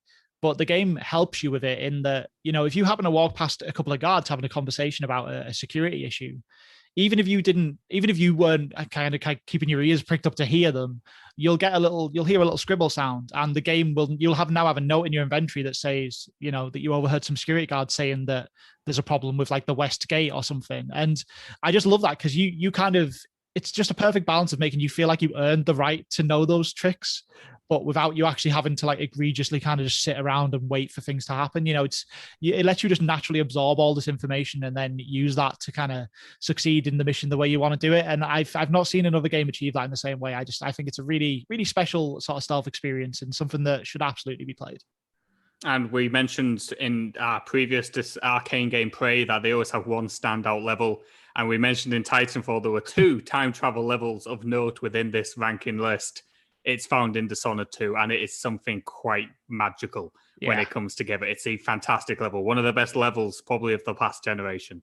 Fantastic stuff. Highly recommend. Totally agree, man. Number 13, available on Xbox Game Pass. 26 points. It's Forza Horizon 4.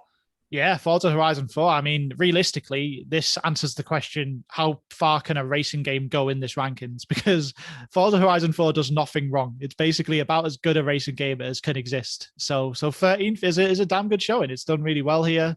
I absolutely adore Forza Horizon 4. I mean, it's mad to think that in a few months' time it'll largely be usurped because these games just get better and better, and we're getting Forza Horizon 5 in Mexico very soon. But look, I mean, just an absolute joy to travel around Forza Horizon worlds. You know, it's effectively an open world racing game where the time you spend not racing is the best time you have in it. Frankly, the racing is great, but just driving around, you know, in this case, a lot of the north of England and then Edinburgh, it's just an absolute joy. And, you know, as you're doing it, there's collectibles to find. There's kind of like extra weird little side missions, like you can be like a stunt driver and go and do action set pieces.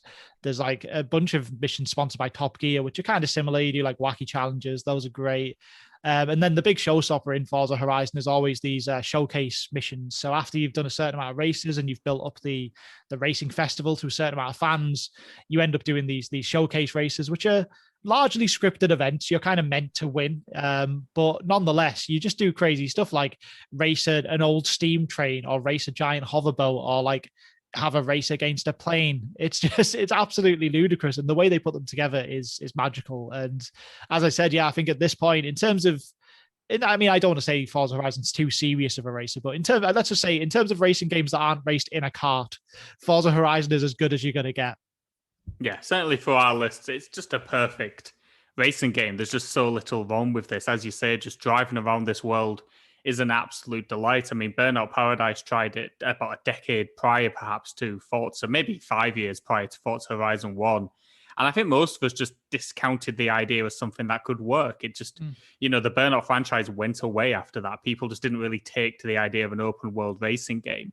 And yet here comes Forza Horizon, and it's now probably my preferred version of the genre. Yeah. If there's not a kart racing game, I want to be playing something like this because it's just so much fun to explore this world, to just drive, see a big hill and go, let's drive to the top of it, see what's up there, buy some property for no apparent reason. You don't really need it. Buy some fast cars, do some cool challenges. And those set pieces, man, they are fun. They are so much fun because, as you say, you're pretty much destined to win, but they do such a good job of keeping it quite close. Yeah. So you feel like you can lose and then you'll inevitably win on the final straight.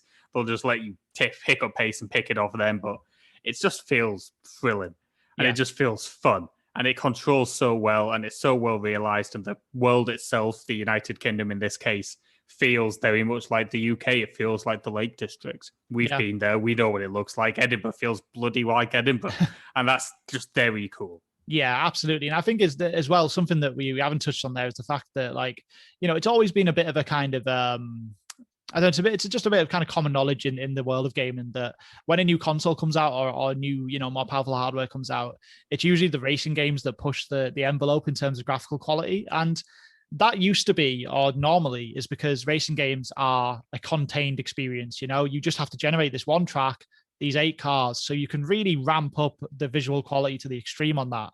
Whereas Forza also happens to be, realistically one of the best looking games in the world, and it's a bloody open world. It's genuinely insane that they managed to achieve that in a Horizon game. I mean, I've seen videos of the work they do to make these games work. They showed a bit of it at E3 with Forza 5. Like, they literally just take like 8K or 16K cameras or whatever and just record the sky for about a week so that they know exactly how that sky in that area looks at all times of day in different weather conditions. It's an insane level of attention to detail, and it bears fruit when you play the game. These games look just perfect. Exactly. And this isn't even without mentioning the vast suite of multiplayer modes and different forms of gameplay you can do there. It's just chock full of content. You buy a Forza Horizon game, it could last you a year, just playing through everything that's within it. Fantastic games, well deserved. Best racer on the service. Absolutely no doubt about it. Without a doubt, yeah. Number 12, still an Xbox Game Pass, 25 points, Nier Automata. Ooh, Nier Automata, big Platinum Games title. This is up there with my favorites from them. I think it might well be my second favorite Platinum title behind Bayonetta 2. Just a magical game, this. I mean, the combat feels incredibly slick because that's Platinum Games' forte. They make hack and slash combat like no one else can. It just feels absolutely perfect. You feel like you're in control of your character for every frame of the game, which I don't think anyone else achieves. Even your Devil May Cries, even to an extent your Ninja Gaiden 2s, I don't think you feel quite as in sync with a character as you do in a Platinum game. And then add on to that the fact that Nier Automata just has a incredibly intricate and dense storyline and just a ton of emotion built up around it, which, this is a game for, you might come into this game and play the first 20 minutes and think this is a game with like, wacky anime protagonist type characters and a bunch of weird robots. Like, you won't see it coming how much this game can actually hit you as the game goes on. And it's just wonderful. It's just a fantastic title. I mean, it combines so much. It goes from hack and slasher to a shmup to a side-scrolling kind of shooter as well. There's just so many different types of gameplay here, to a bullet hell shooter at times. It just merges this all together, wraps it up in tight, fluid combat, which only Platinum Games can do, and ties it to a story, which, if you tell most people you need to complete a game 3 times to get the best experience, they're probably going to tell you, nah, mate, I'm good. But you'll do it in Nier Automata, and you won't even think twice about it because it's so investing and it evokes so much emotion within you that you just feel like you have to, and it culminates in one of the most deceptively brilliant final moments in a video game, which I just can't even believe that it happened. It's just an incredible thing. And it comes together so well, and it's so connected and so human for a game which is very much about robots. That it's quite an incredible thing. It's just a fantastic game, from art design to game design to the music to the world it lives in. It's just so much to enjoy in this game. It's a top tier title that everybody should be playing. Yeah, without a doubt, man. I think everyone should be giving this one a go. And I think as well, because I initially got kind of taken away from trying this one because of the reputation it had for this whole, there's like 26 endings and you have to play it at least 3 times to see the right endings and stuff. And it all sounds a bit heavy and a bit like, I can't find the time for that. But as you said, you start playing this game, you finish the story for the first time, you jump in again, and it's not exactly the same. We won't go too much into why, but it is a different experience the second time you play it, and a very different experience the third time. So just try not to see it as a bad thing that's there, because you will not feel like it's a bad thing when you play the game. This is a must play. Number 11, part of Xbox Game Pass, 24 points. It's the Halo Master Chief Collection. Yeah, Halo MCC. I mean, how, there's questions here where you have to think like, there's so much Halo in here. How could it be any lower than 11th? Like it's got to have a good showing. I mean, this has Halo 1, 2, 3, Halo ODST, Halo 4, Halo Reach in it. That's a ludicrous amount of content. All of them are at least good. A couple of them are fantastic. I mean, actually, to be honest, I love Halo 1, 2, 3, and ODST, and I also love Reach. The only one I don't like is Halo 4. So there you go. Tons of great stuff. Just a fantastic way to experience, one of the most impactful first-person shooter series that exists today. It's a great package. You can play all those games. It's got some great stuff in it, like remastered cinematics for the early games that look like you're watching a movie. They're fantastic. It's just wonderfully done. I think they're done by I feel like they were done by Bluepoint, the kind of remaster experts at this point in time. So they're great at that sort of stuff. And yeah, look, you just get a bunch of top level first person shooter campaigns. The early ones might have aged slightly now, but I still think they're entirely playable. Everything in this package is playable in multiplayer as well. You can do all the campaigns in co-op, which is great. It makes it, a lot of fun if you want to go down that route instead. And then obviously you've also got the entire multiplayer suite, which, launched with a whole lot of problems. It really did. It was a mess at launch. In fact, it was infuriating. You couldn't really play any games of this online. But it's all fixed up now. It's all there, and you can play all the maps and all the game modes and all the content of again, bloody like 5 or 6 Halo games in one package, and it's all on Game Pass for free. It's absolutely wild. Yeah, I mean, I'll talk somewhat into my scoring reasoning here, because I haven't actually played any of the games you just listed. But yet I still place this as the 11th best game in Game Pass on my list. The reason being that I have played Halo 5, and I thought Halo 5 was a 7 out of 10 game. And by all accounts, it's about 300% worse than most Halo games. So I just multiplied my enjoyment by about 300% and decided it's probably going to sit around here. Funnily enough, I have finally finished downloading the Halo Master Chief Collection after seemingly what felt like 2 weeks of trying. It felt like that Titanic scene where it's like, it's been 82 years. I just felt like it was never going to end. But finally it has, and I've got them all ready to play. And so despite the challenge coming to an end, I'm finally going to actually play Halo. So I'm very much looking forward to do so. I know the pedigree of this series. I know how important it is to FPS games. And I've played Halo 5 enough to know that it plays pretty damn well, so that when I go back to the guys who actually did it better, it's probably going to feel even better still. Yeah, absolutely, man. I mean, I've played all these campaigns through. I've played a couple of them more than once, and I could jump into any of those old ones again tomorrow. I think they're a fantastic time. Yeah, I mean, there's a world where I may well play through one of those with you, when I could finally come and visit you after a long time soon. Maybe we just boot up a bit of Halo 1 and knock out a couple of levels. It'd be a lot of fun. I tell you what, we'll be playing Halo 4 if that's what you want. Just gonna give you the shit one. Of course I am. There's no other way that we do things. But anyway, okay, that is 40 games down on the top 50 now. So time for another award break here with the Sheeties. And this Sheety, big fan of this award, Josh. This is the Stop Hitting Yourself award for the biggest loser in Game Pass. Now, as you know, we've played a lot of Game Pass, beat about 300 games each. So we've played a game, played a lot of games with some real losers for protagonists, some real just bottom of the barrel garbage characters. And this award is for just the biggest bag of trash loser we could find in the service. So over to you, Josh. Let's run down those runners up. Yeah, let's run down this big list of trash. Talking about trash, how do you like a bit of Silent Alan from Alvastia Chronicles? Give him a boo. Boo. Boo. Ron Perlman in West of Dead. Boo. Boo. Yarny from Unravel. Boo. Blue Yarny from Unravel too. Blue.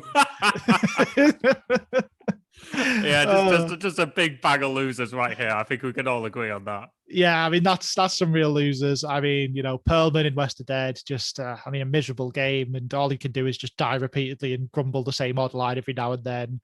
Alan just lives a miserable life, sits there in silence. The only person who loves him is his sister, and she's way too into him. He just kind of stands there and furiously masturbates in front of everyone else in the room.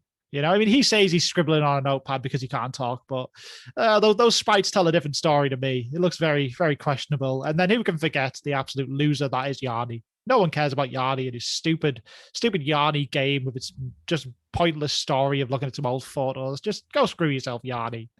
I can't stand Yarny. Alan's probably the standout loser of these runners-up, though. I think we all know it. The guy has a lot of issues.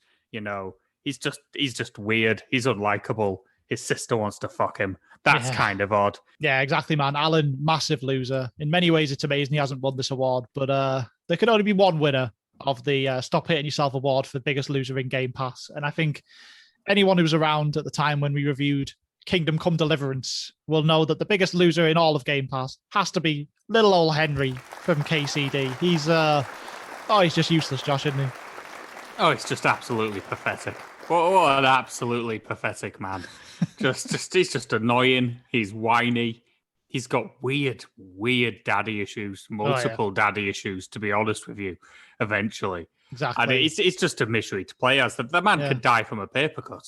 Yeah, well, exactly. Yeah, I mean, I won't tell the story again, but yeah, this man can die from falling down a small hill, and then he can just slowly bleed out, and he can't even haggle well enough with a nun to get her to give him a bandage because she wants more money than he has, and he can't do anything. He's absolutely useless. I mean, anytime a big fight comes up in this game that you have to do, you kind of just have to find a way to cheat. Because Henry can't win a fight. He's Henry. He's completely useless. You just have to hide behind trees and somehow make the AI break because he's completely incapable. So could only be one winner. Congratulations, Henry. You poor man. Well done for the award.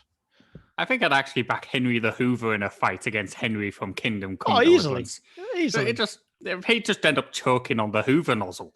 We know how it happens. Henry didn't even move. The Hoover's just wrapped himself up. The Hoover nozzle would slightly graze his arm, and that'd be the end of it. That'd be the end of it. It'd be a long journey towards death for Henry at that point. What a loser. Okay.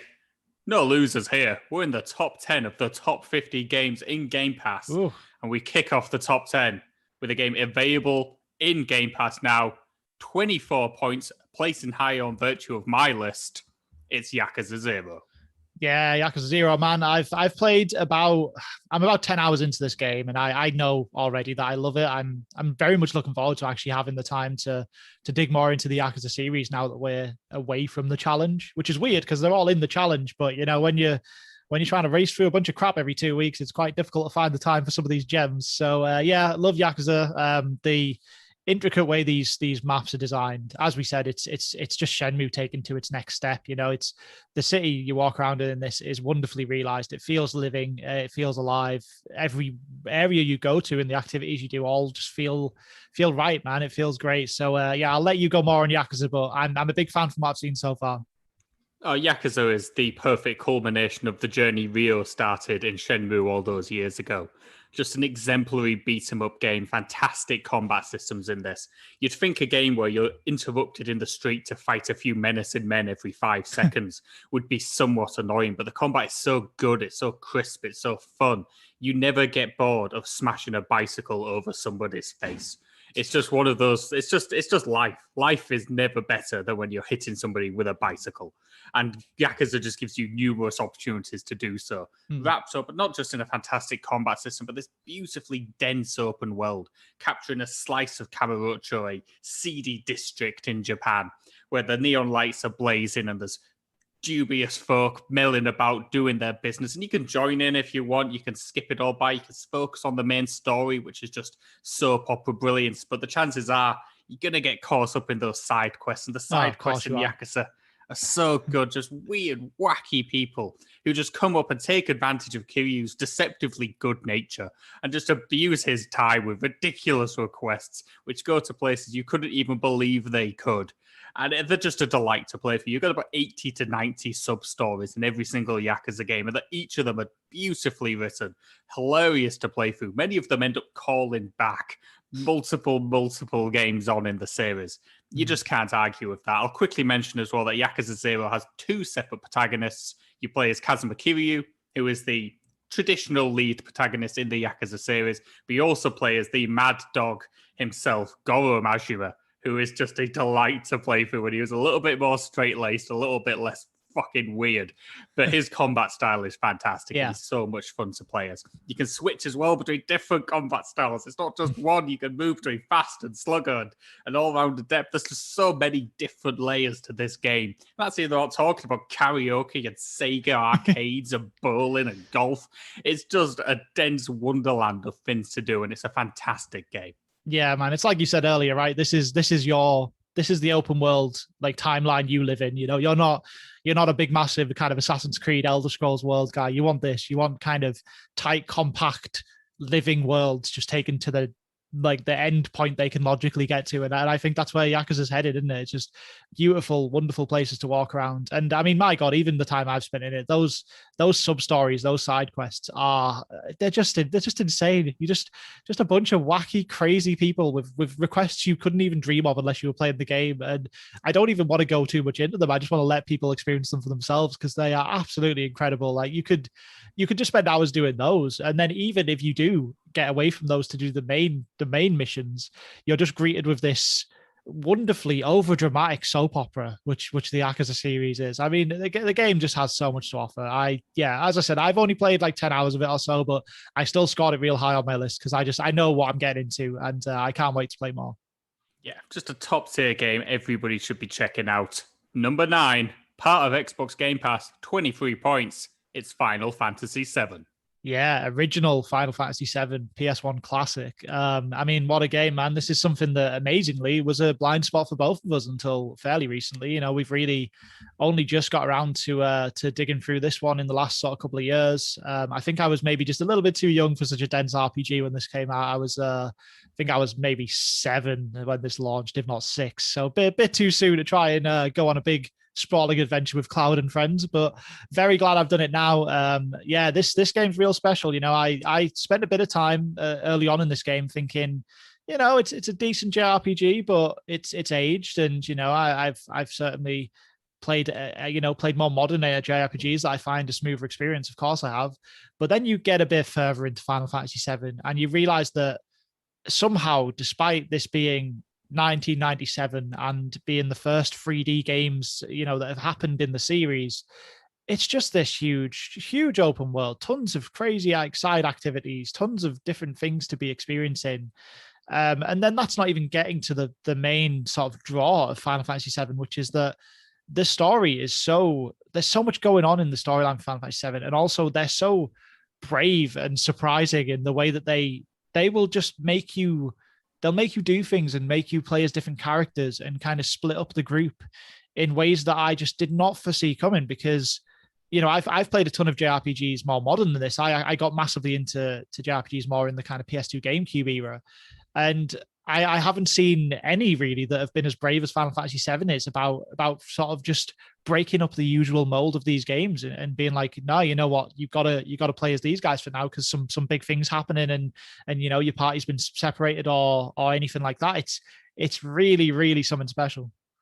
It's just a fantastic game. I mean, as you mentioned, a massive blind spot in both for our gaming libraries, which I'm very glad to have finally been able to get around to. And it just does so much right. The combat is deep and investing and very fun to play through. The active time battle system just works really well to give a nice flow and speed to each turn-based battle, which, you know, could feel dated by today's standards, but they absolutely don't. They still work fantastically. And, you know, the way you can use materia and the way you can link them all together to add even more depth to what is a fantastic combat system is just very, very impressive. And the world itself, this huge, vast, open world, which you can just explore at your own leisure, go and do different things if you want to. But, you know, it's ultimately a linear tale, but there's enough variety and side stuff in this game. You can meet two party members without even necessarily having to. You can complete the game without them. But if you take time to explore the world, you'll bump into them and meet them, and they'll be a welcome addition to the team. There's just so much to like here. The soundtrack's fantastic. The music's just incredible all the way through any Final Fantasy game, but it's particularly good here. The villain is wonderful. We all love Sephiroth. He's a top tier Final Fantasy villain. And just the cast of characters, they're just fun to hang around with, man. Even though the translation of this game was famously ropey, it overcomes that to still be a very touching and quite fantastic tale of just a ragtag group of people brought together in horrible circumstances, led by somebody with just proper fucking issues he's working with. And it's just really good. The story twists and turns. Even the big spoiler that we all know about, to me, is not the big spoiler of Final Fantasy VII. There's bigger twists to come. Yeah. And I just think it's absolutely well worth anybody's time. If you can put up with a slightly old-fashioned RPG, of course, it's not as sleek and slick as it would be these days. There's just so much to enjoy here. And as you say, those weird little side sections, be it, you know, casinos or RTS battles or snowboarding, there's just so much weird stuff. Yeah, it's genuinely insane that they decided to figure out how to do that. You know, they haven't made a 3D game yet. And they're like, all right, we're making a Final Fantasy. How about a bit of snowboarding and chocobo racing? And we'll do a strategy game. Like, what? Absolutely insane. Just crazy. Yeah. I mean, this game is, I mean, people have said enough about Final Fantasy VII over the years, but I really would say, yeah, please do try and give this one a go, even if, you know, it's a bit older than maybe where you'd like to go back to try and play your games. There are some assists in here if you need them. Like you can like speed the game up to ×3 speed at the click of a button. So, you know, if you need those to get through it, then absolutely do use them, as long as that means you play it, because it's something really special, man. I mean, I've even started a Final Fantasy VII Remake briefly this week, and I know you've played through the new Integrate content, which we're going to be talking about next week on Pixel Mix. And it's weird because I only played Final Fantasy VII, the original one, about 3 months ago, and I almost have like teary-eyed nostalgia, like for the characters and the music. Like I'm playing this game and I'm just seeing these characters look stunning in the new form and the orchestral versions of the Final Fantasy VII music. And I feel like I lived it like 20 years ago. I'm so into it because it's just such an experience, man. I adore this game. Yeah, absolutely. Well put, actually. They really do evoke an instant nostalgia to these characters. You feel like you've spent your entire bloody life with them, even if it was literally just a week ago. Number 8, part of Xbox Game Pass, 21 points, Yakuza Kiwami 2. Yeah, Yakuza Kiwami 2. So I have not played this one, obviously. I am still about a third of the way through Yakuza 0. So I have a bit of a journey to go to before I get to Kiwami 2. I did score it higher on my list than 0 because I'm going on your word, which is that this is the best Yakuza game so far. Obviously not including the ones we haven't got to yet, like a Dragon, but nonetheless, you've got a lot of great things to say about this one. So I'll cut to you. Yeah, I'm not going to go too much on Yakuza Kiwami 2 because what I like about 0 is here. It's just more of the same, but probably slightly better. I think the story is better in Kiwami 2. I think it's so popular, it's slightly grander on this one. And I really did get a kick out of playing through it. Really enjoyed that. Pretty much the only reason it sneaks above, because as I say, everything is pretty much the same. The combat's the same. You know, all the mini games, the side stuff is all as good as it is in Yakuza 0. The thing that tipped it over for me is the fantastic hostess minigame in Yakuza Kiwami 2, which I bloody loved. I must have spent about 10 hours playing the hostess game in Kiwami 2, to the point where it's almost the runtime of a separate game. Just building up this club to make it as best as humanly possible, popping my Sunshine Fever so that the big banking dudes will just explode with money because they're so damn happy with the service they're being given. It's just an absolute delight of a minigame, which I fucking loved. And so that's pretty much the only reason, along with the slightly better story, it's snuck ahead of Yakuza 0. But we're talking milliseconds here. It's such a great game series. You can't go wrong with any of them. No, that's fair, man. I gotta say, I'm not up to Kiwami 2 yet by any stretch, but I cannot wait for that hostess minigame. I love games that just have these like daft little like management sim side elements to them. Like I can't wait for that. It's gonna absolutely just eat hours of my life, and I'm very much looking forward to it. There's even a management side sim with bloody Majimo as well. So there's two separate bits of management if you so wish to do it. I didn't quite get quite as much into that one, but what a great game series that is. Fantastic. Number 7, leaving Xbox Game Pass in a couple of days, but will be gone soon. 18 points with a 50% off voucher used by Andrew, the first one in the countdown thus far. It's The Outer Wilds. Yeah, man, had to use my 50% off coupon for Outer Wilds. This is the number 1 game on my list here, so this only got 1 point from me. Obviously, you've only just started this game, so not quite got to the heights with it yet. But I absolutely adore Outer Wilds. This is a game that I would insist that everyone tries to play. I mean, buy it if it's left Game Pass, that's fine.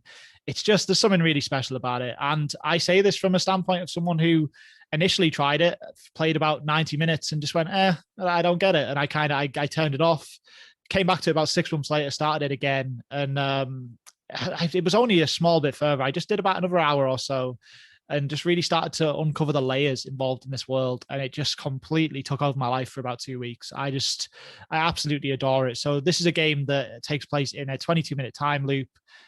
Basically, at the end of that time loop, the sun explodes, all the planets that exist in the world, they all get destroyed, and you get walked back to this museum you're at the start, and you've got your 22 minutes again, and you're just trying to figure out, why this is happening, can it be stopped, what can you do? And so you start every loop by getting in your little dinky spaceship, and you can go to any of the planets you want, and all of these planets just have information and world building elements on them, so you can figure out what's happening, like who are these, like there's different species that have lived there in the past, they've left notes, there's different kind of clues on each planet as to what has happened to make this big thing occur. And as you uncover all that, all of the notes for what you're finding get put in your little spaceship, so you can keep track of everywhere you've been. All the planets even have like little identifiers on them, so if there's something more there you can uncover. And the process of doing that is just such an incredible experience. It's like we were talking earlier about Minute and how every time you play the 60-second loop in Minute, you're kind of thinking, your cogs are turned in your head and you're thinking, all right, I'm gonna go there for this minute because I need to figure out what's going on over there, or next time I'm gonna do this. It's almost like the puzzle box of Outer Wilds unfolds in the same way, but on a kind of grander scale, because you've obviously got this 22-minute loop. And also there's so many elements of things in this world that happen over time. So there'll be planets like where, if you get there in the first few minutes, there'll be something you can do, but then the natural flow of time's happening, so you can't do it after that. Or there might be like rooms that only are accessible in the last minutes of the loop, because there's one planet, for example, where there's 2 connected planets, and there's a giant amount of sand on one of them, and it's slowly transferring to the other one for reasons you figure out when you're investigating. And as that sand's uncovering from one place, you can kind of see more of the other planets. So you've got to kind of plan out where you want to go, what you want to investigate. And as you just uncover and figure out how this world works and how it unfolds and how you can do something about what's happened, it's just magical, man. And it's one of those games where, like, because it all takes place in a 22-minute time loop, I know the solution to this game, and I can complete this game in one loop now because I know what it is. I know what happens. I know what I need to do. So it's kind of done for me unless I lose my memory of it. And if I do, I will be playing it again. But it's just something really special. And I think it takes a bit of time to build into. I totally acknowledge that. But I think once you do, there's just something so unique and captivating about this game. I absolutely love it. It's pretty much in my top like 3 games of all time, never mind best game on the sheet. Yeah, I mean, I know how much you love this game. I placed it as high as I could based off literally no experience with it. I could only place it so high before games I'd actually played had to come higher. But, by all accounts, this is a very good title. I'm probably not going to get around to it on Game Pass now. I'm actually kind of waiting for the Switch port. Kind of feels like a good game for Switch does this one. I can just dedicate the time to it that I want to. But yeah, by all accounts, you don't get much higher praise than top 3 games of all time. So, anybody listening who wants to check it out, by all means do so. Into number 6, another game available on Game Pass with 16 points using my 50% off coupon because I felt guilty of how low it ended up being, partly because I scored it too low on the first pass. It's Gears of War 2. Yeah, Gears of War 2. I mean, to go into kind of the meta game of this entire top 50, I think this. I loved when you picked this as your 50% off coupon because the final position it had in the list before you used it was the exact position you'd gave it in your leaderboard, but then you just felt bad that was where you'd ended it up. So I love it. I think it's great. Yeah, look, Gears 2. I mean, I think we all generally think this is still the peak of the Gears of War series. You know, Gears of War 1 was a fantastic game, but as with any new series, you know, a few rough edges, and Gears 2 completely, you know, ironed those out. The campaign took you to all kinds of crazy new locations. There was a lot more action in it, a lot more going on. There was some genuine, quite, you know, heart-wrenching story beats in Gears 2 that, you know, for a series that's about a big bunch of like meathead soldier men, you maybe don't expect, but it hits pretty hard in places. Yeah, just a lot of praise for Gears 2. I think I really hope that this game gets the kind of remaster treatment that Gears 1 got at some point, you know, because they released that big 4K 60 frames version of Gears 1, and I just think Gears 2 is desperate for that now. I think there's a danger of people forgetting just how good this trilogy was, to be honest with you. It almost gets overlooked when people talk about some of the best games of not just that generation, but of all time, because it is that good. It's a fantastic third-person shooter, which completely revolutionized cover mechanics in video games. It's never been done better, in my opinion, than Gears of War. It's that good. The slam of meat into wall is just deeply, deeply satisfying. The roadie run, the amount of bullets it takes to take down these giant meat tanks which are walking towards you. It's just a really densely satisfying shooting experience of a very different type to, say, for, you know, I love the Doom series, but the joy of Doom is that you kind of blast things apart in a couple of shots and you keep moving, you keep going quickly.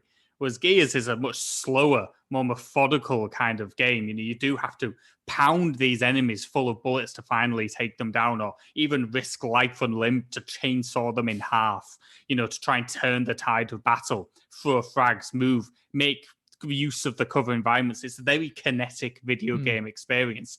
And I did think it was one of the best games of that generation. And when I placed it low, and the reason I did give it my coupon is that I was almost doing the exact same thing I said at the top of this, that I'm underestimating just how good Gears of War 2 is. Because it's easy to forget it. It's easy to think of a game, you know, Cliff Bleszinski's game, and just think, you know, it's just a cool shooter, which, you know, became one of Xbox's flagship characters.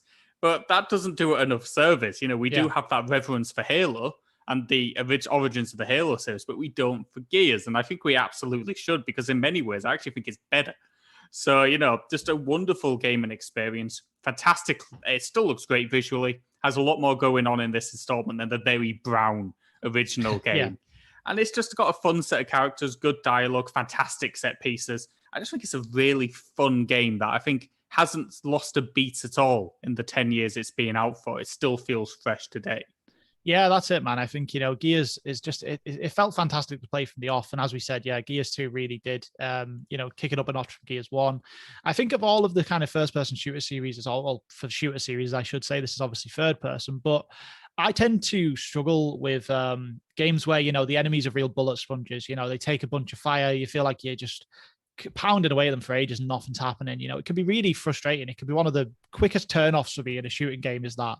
And Gears isn't that, even though it does take the same amount of bullets to drop people, because as you said, these are just big slabs of meat that you're firing bullets into, and the bullets feel impactful. You know, every shot you fire into a locust like drone, you can see it, you can see the blood splatter, you can almost feel the bullet kind of pounding into him, and it just feels right. It feels right that it would take a lot to take down these big hulking meaty monster men. You know, it's completely normal. It works so well in the world that this game works in. And yeah, you are right, Gears does not get enough credit. I think people look forward to new Gears of War games, but they almost just see it as like, oh, it's just, you know, typical big franchise. Almost the way we'd look back at old Call of Duties, you know, it's like, oh, here's the next one in that big series, without really realizing how big this trilogy was. It was spectacular. And yeah, I think you do right to give this a 50% off token in this case. And just a quick mention as well, so it's fantastic multiplayer suite. Gears multiplayer was brilliant to play. So much fun to do. And the Horde mode was introduced in this title as well, which was deeply, deeply fun. Yeah. So there's a lot of very good stuff in this game, and still worth your time today. Though do start with Gears 1 if you have not yet played it, because you might as well do the story in its correct order. Yeah, absolutely. Start with Gears 1. As I said, maybe one day we'll get that 4K 60 Gears 2 remake. That'd be lovely. But anyway, okay. Before we go into our top 5, then we have our final award. We've got something else a bit special coming up later, but one final Sheety Award here. And what else could it be, Josh? It's the Indie Game Award for Deadest Parents in Game Pass. now indie gaming has a lot of dead parents. That's basically the core narrative device used by every game. So gonna cut to you, Josh. You want to run down the runners up for dead parents here? Well, in the runners up in the dead parents category, it's a fiercely fought for category is this one, because it's essentially 20% of Game Pass was looking to win this award. Alan from Alvastia Chronicles, Dead Parents, which explains a lot because the boy is troubled. Batman, Arkham Asylum. Nobody's a more famous dead parent sufferer than Bruce Wayne, let's be honest. The Wild at Heart, and Silence, The Whispered World.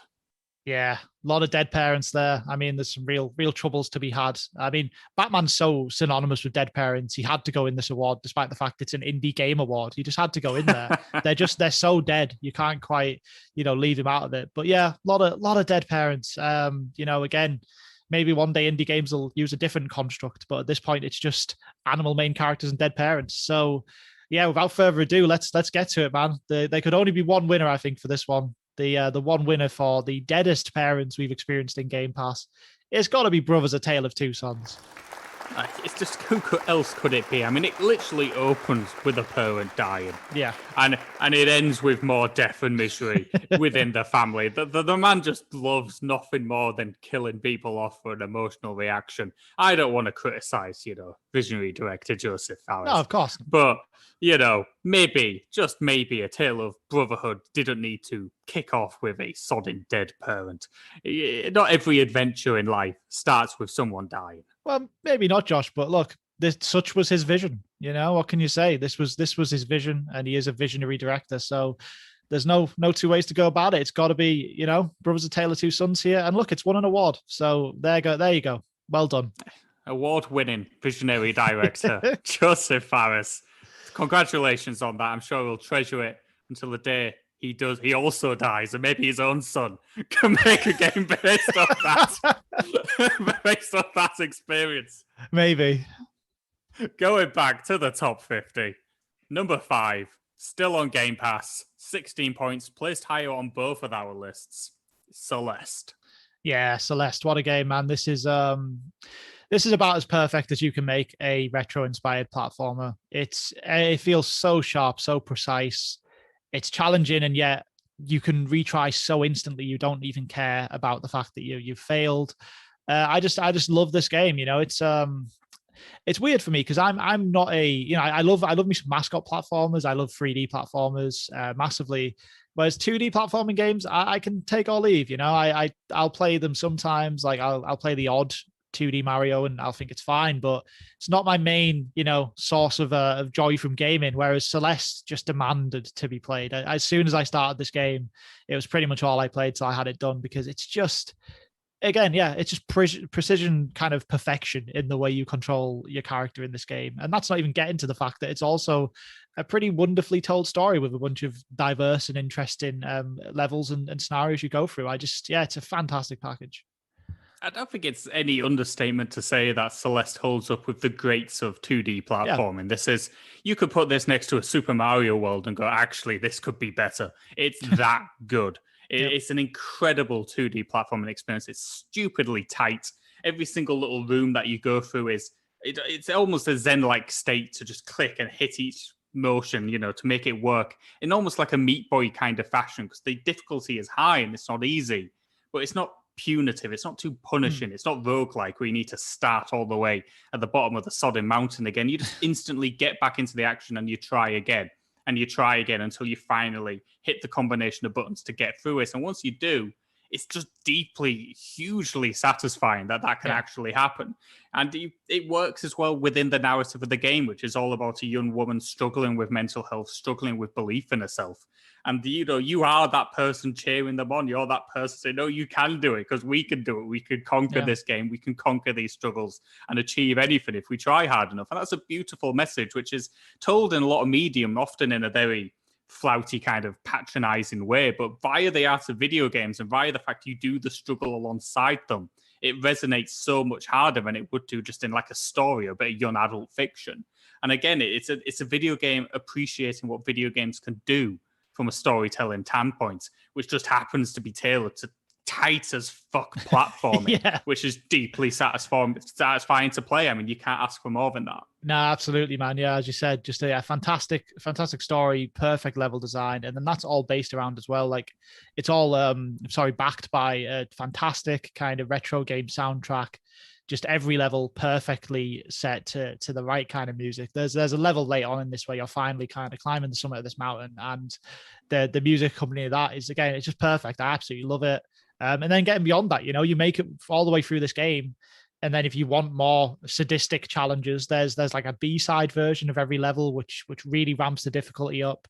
And then, with enough work, you'll be able to survive those as a normal player. But then you unlock their C-sides, which are literally just undoable. I haven't been able to achieve one of those, even if I turn the game down to like half speed, which again, look, is another thing about Celeste. This game is also full of fantastic accessibility options to make sure that anyone can enjoy it. You can tweak the speed the game runs at. You can give yourself infinite dashes if you just want to see the story and you can't deal with the challenging gameplay. There's all that as well. Like, I could go on forever about Celeste. I absolutely love it. I think it absolutely deserves to be in the top 5 here. I'm glad it made it that high. It's just a fantastic game, and it doesn't shy away from tweaking its formula as you climb the mountain as well. It varies itself. It's not just a bunch of jumping. That's all it ever is at its core, but it varies the way it does it with different mechanics and different obstacles in your way to alter the style of play. It never gets dull. And yeah, those accessibility options are just very, very appreciated. And when you use them, you don't get a golf clap, which is even better still, which I just think maybe certain other developers could maybe take to heart when they're trying to make their games. Yeah, Pathologic too. Number 4, as part of Xbox Game Pass, with 9 points, it's Doom 93.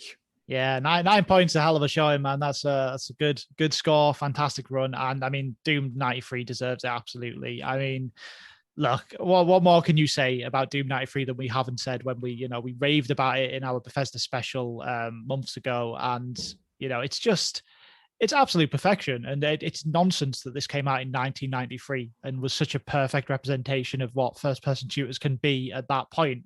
It was then followed up by like decades of games not as good. Like, that doesn't happen. Like, that just doesn't happen. Games. I know. We love ourselves some old games, some retro games, but in general, games are getting better over time. It's just the way it works. But no, not here, because Doom 93 is. It's about as perfect as you can get for a shooting game. The mechanics today, I mean, I only completed Doom 93 for the first time this year. I just had a good run at it a few times before then, but I only actually went through all the levels this year. And even today, we're looking at like, how long now? Like 30 years, almost 28 years on. It's still so precise, so intricately designed. The enemy designs are wonderful. You feel the impact when you shoot. Again, 1993, what the hell? How did they achieve this then? It's just madness, isn't it? That first-person shooters haven't really got much better than Doom to this day. That's incredible. It doesn't make any sense. Yeah. I mean, nobody's playing Super Mario Brothers, fantastic as it is, and going, well, I guess 2D platforming never got any better than this. It did. I mean, even later Super Mario Brothers games did it better. Doom never topped Doom. Doom is as good as Doom has ever been. It's just an incredible video game, just from its sound design to its creature design to its weapons, that goddamn shotgun. Just everything about it just plays so well. You can't even aim up or down, but you don't need to in Doom. Everything's so fast, so speedy, so enjoyable. It's just a feast of violence and anger, which it's no wonder people were up in arms about this game when it launched. I mean, nothing was like it at the time. It feels changing now. It feels like you play Doom and then you're not quite the same as you were when you finished Doom today. Yeah. Back then, people must have been hog wild after playing Doom. They must have just been running around their houses, not knowing what to do with the excess energy. It's just so good. I can't rave enough about this experience. No, I'm the same, man. I completely agree. I just think, as well, this music, the soundtrack, again, just complete, just constant pumping rage and anger and violence, and it's all just there in this beautiful package. Like, I feel like you must have finished Doom in 1993 and then looked at other games and went, "What the fuck are these?" Where's the rest of the Doom games? Like, what the hell is this? Like, it's just insane. At least now, obviously, there's so much variety, so many games getting pumped out. There's so much quality all around the board, and I'm not saying there wasn't quality back then. Of course, this is a Super Nintendo era. There's some world-beating games on that console, but nothing even close to what Doom was out back then in this style, in this kind of intensity. It just didn't exist, and for it to hold up like it does today, it's really, really something special. It's no surprise people are still making Doom maps to this day because there just can never be enough Doom in the world. There just needs to be more and more and more Doom. It's no wonder people are still developing for it, using those intricate level editors to create their own versions of Doom and doing wonderful things with it. You mentioned the music, that opening blast from E1M1, which is just a wonderful bit of heavy metal riffage. It's the kind of thing like you almost feel like you're in a scientific experiment, that somebody's implanted a bit of music within you. When you hear it, you go into like a fugue state and you black out and you don't know what happens. If somebody played that music to me in Sainsbury's, I'd probably beat somebody to death with a tub of mashed potatoes before I even knew what had happened. That's the level of impact Doom can have on you. It's a mashed potato murder good. Yeah, they can't argue with that, man. Yeah, it's the only way to do it. I think, just, I don't know, pick up a baguette, pretend it's a shotgun, and just tear shit up. That's all you can do. It's just a magical game. Number 3, no longer part of Xbox Game Pass, but only 7 points. Metal Gear Solid 3. Yeah, Metal Gear Solid 3. Let me tell you, man, this on any other day, this might have won the whole thing. My games at the very top of my list jump around a little bit every now and then, and this could have got a couple of less points than it did. Metal Gear 3 is an unbelievably fantastic game. Again, this is something that, like Doom, I played Metal Gear 3 quite late. I missed the original release. I missed the kind of the original Xbox, kind of remastered version. And I came to this as part of this HD collection on the Xbox 360. So played it a good 7 or 8 years late, and it just didn't matter. It's still easily the best like stealth action game that exists. Probably the best bosses in video games as well. Some of the best music in video games. It's right up there. This belongs on an all-time list, not just a sheet list. What a fucking game this is absolutely brilliant. It's an absolute blast to play through. Probably setting it at the very beginning of the Metal Gear saga helps it, because it's not bogged down in the ridiculousness that series became. It was very much a clean break. So the story here, although as batshit as you would hope and want from a Kojima experience, is much easier to follow than later entries or even earlier entries. It's a much more cohesive tale, and that helps to an extent, but this is still fucking ridiculous of a game. You got a knight like 100-year-old sniper who you can kill by just moving the clock forward on your console so that mother time gets him in the end. Or you can kill him in the first cutscene you ever see him before you even have a boss encounter, and then he's just done because you killed him. It's crazy. It's just mad how many different ways you can approach this game. The stealth gameplay is never better. The use of camouflage, the fact that you have to eat to survive constantly, you're just killing a load of snakes and eating them. I thought that was going to annoy me, but I never found it tedious in the slightest. I just found it quite an enjoyable little bonus to the game. It's so quick and snappy to change your camouflage to whatever scenario you're in. And there's just nothing better than Solid Snake, or Big Boss, particularly in this case. A man who is quite clearly not very conspicuous. He's a man that stands out, to say the least, in a lab coat, walking in a side. I'm able to look at him going, I'm not sure. But they can't quite prove it wrong because he's camouflaged up. He's a lab guy. He's wearing a lab coat. That checks out. It's fine. Whatever. It's normal. What more can you do? But this jungle is just a joy to explore. Yeah. It all links together very well. There's different little sections and environments to it. The boss fights are glorious. It's just fantastic. And as you mentioned, there's a sequence in this game where you climb a ladder for what feels like 15 minutes while the Snake Eater theme blasts out in the background, and I nearly stood up and fucking saluted. It was that damn good. Oh yeah, it's something real special, man. That's again, we've had a few of them in this kind of top 50 where we've talked about these single moments in games that just are so special and big that it wouldn't even matter if the rest of the game didn't stand up to them. Whereas Metal Gear 3 has that moment, and the rest of the game does stand up to that level of quality. That's the thing. That's why it's right up here. That's why it's a top 3 finish today. Because I mean, just such a special video game. And I mean, hell, let's go back to the fact that if we wanted to be technical here, the release we played of this on the sheet and in Game Pass was the Metal Gear 2 and 3 collection. That's both of those games. That's like where did Metal Gear 2 finish on this list? It had a damn 15th. Good showing. 15th. That's the 15th and the third best games in this list in one package in one box. Like, that's insane. If we bunch them together, I don't see a world where we could have done anything other than make it top. Oh, absolutely. I mean, the only reason we split them in the end was because I wanted to get a more fair reflection of where the two games balance up against each other. But what fantastic experiences these were. It's just a glorious tale, really well told, fantastic writing, very funny at parts, very serious and quite sad at others. Definitely. It's just got some glorious art design as well and direction, just scenes everyone's glittering white flowers, and that's just a fantastic boss fight. And there's just so many moments in this game. You just think, man, I wish I could play that again and not know it was coming. Yeah, no, I agree, man. I mean, that's it. Like we've only scratched the surface of the good stuff in here. I mean, some of the character work in this with like Big Boss and his boss, who I think they just called the boss. There's just some fantastic stuff there that leads to more really special scenes that we'll let people discover them for themselves. But yeah, this is a game that does very much demand to be played. This is one to go and buy that pack if you need to, or just buy it anywhere you can play it, because it really is something that everyone should be playing. Number 2, no longer part of Xbox Game Pass, but only 6 points. Resident Evil 4. Yeah, Resi 4. I'm currently, eagerly anticipating the upcoming VR release of this game, which, I hope it's good. But if it's not good, that's fine, because I'll just complete it on one of the 19 other consoles it's on again. That'll be fine with me. Look, I've completed Resident Evil 4 maybe more times than any other video game, because every time it came to something new, I felt ready to play it again. I played this on GameCube a couple of times, then on Wii, then I bought the Xbox Live Arcade version, I think, and then now I own it on Switch. Like, I can play it any time. I can just load Resident Evil 4 back up, play it from the start.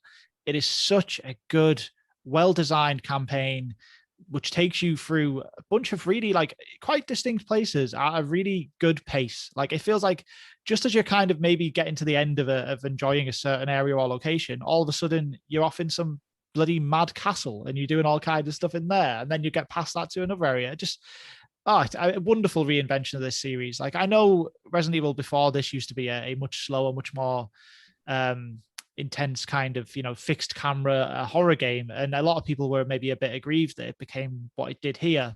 But there's no denying that Resident Evil 4 is one of the best games made. It's just absolutely fantastic. It's just a wonderful experience to play through, isn't it? I mean, you're looking at a game where it's opening hour, where you first come to that village as Leon Kennedy and everything doesn't quite feel right, and then everything just goes wrong. And it's utterly terrifying. People are descending upon you. You shoot the ones you can. You're not dealing as much damage as you hope. You lock yourself in a room. You shove a cupboard in front of a door and you think, okay, I can plan my next attack. And then they start breaking that sodding door down. And you realize that nowhere is safe. Resident Evil 4 never lets you feel entirely comfortable. And it just never stops from there. Then all of a sudden you'll hear a sort of chainsaw in the distance and you just go, what the fuck is that? And it's even worse still because it's faster than everybody else and you're sprinting away.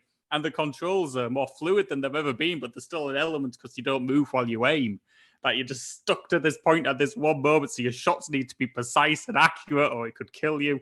It's so fun to play that style of video game mixed in with the classic Resident Evil puzzle solving and everything that comes with that, and the gloriously overwritten characters and the disgusting creature designs as these people mutate and transform themselves. I mean, Resident Evil 4 is so damn good that you almost forgive the fact it's a protection game for about 50% of its runtime. And that fucking sucks.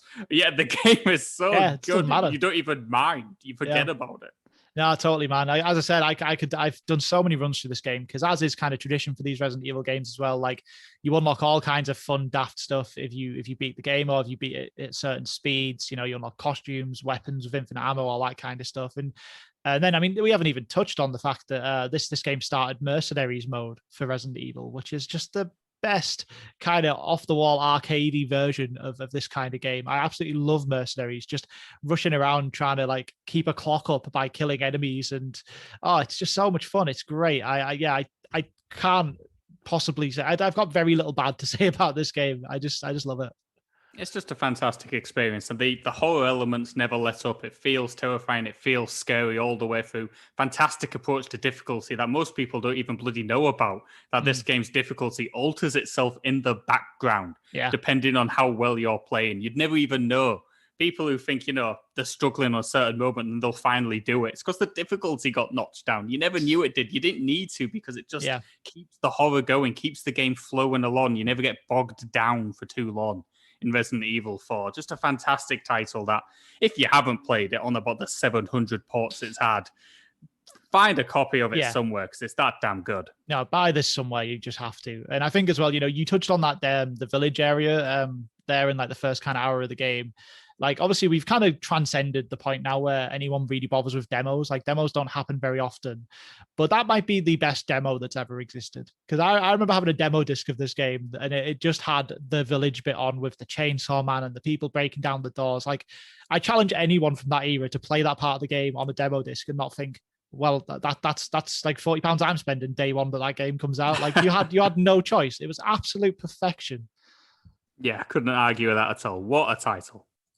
Right then, well, we're at the top title now, number one on the list. But before that, we do have one more Sheety Award. Not quite a Sheety, something a bit different, a bit special. An Icon Award.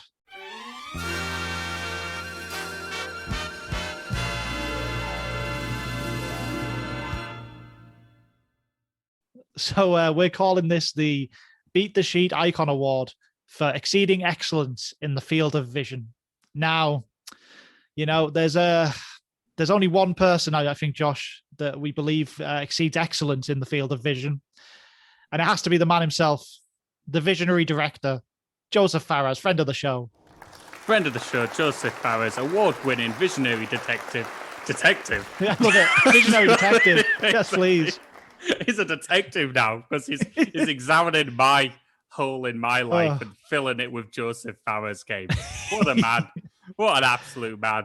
Oh, God, we've been recording this for 5 hours now, and we are tired. Yeah, you don't need any detective work to know why we're making mistakes at this point. I mean, wow. But nonetheless, well done, Joseph Fares, the winner of not only the Deadest Parents Award, not for himself, of course, for his game, for anyone who just tuned in. That'd be a really weird, mean award to give out to a real person. but also, I hope your parents are okay, Joe. But also, the Beat the Sheet Icon Award for exceeding excellence in the field of vision. Well done, you wonderful, wonderful visionary man. What a man. Friend of the show. He'll follow us to Pixel Mix. He'll be a friend of that show as well. What a guy. What a guy. Right, we're here at last. It's been a long old slog. It's been a long old road. But we've made it to the number one pick of the top 50 Xbox Game Pass games as chosen by us. This game is available still in Xbox Game Pass, scoring only 4 points. It is Undertale.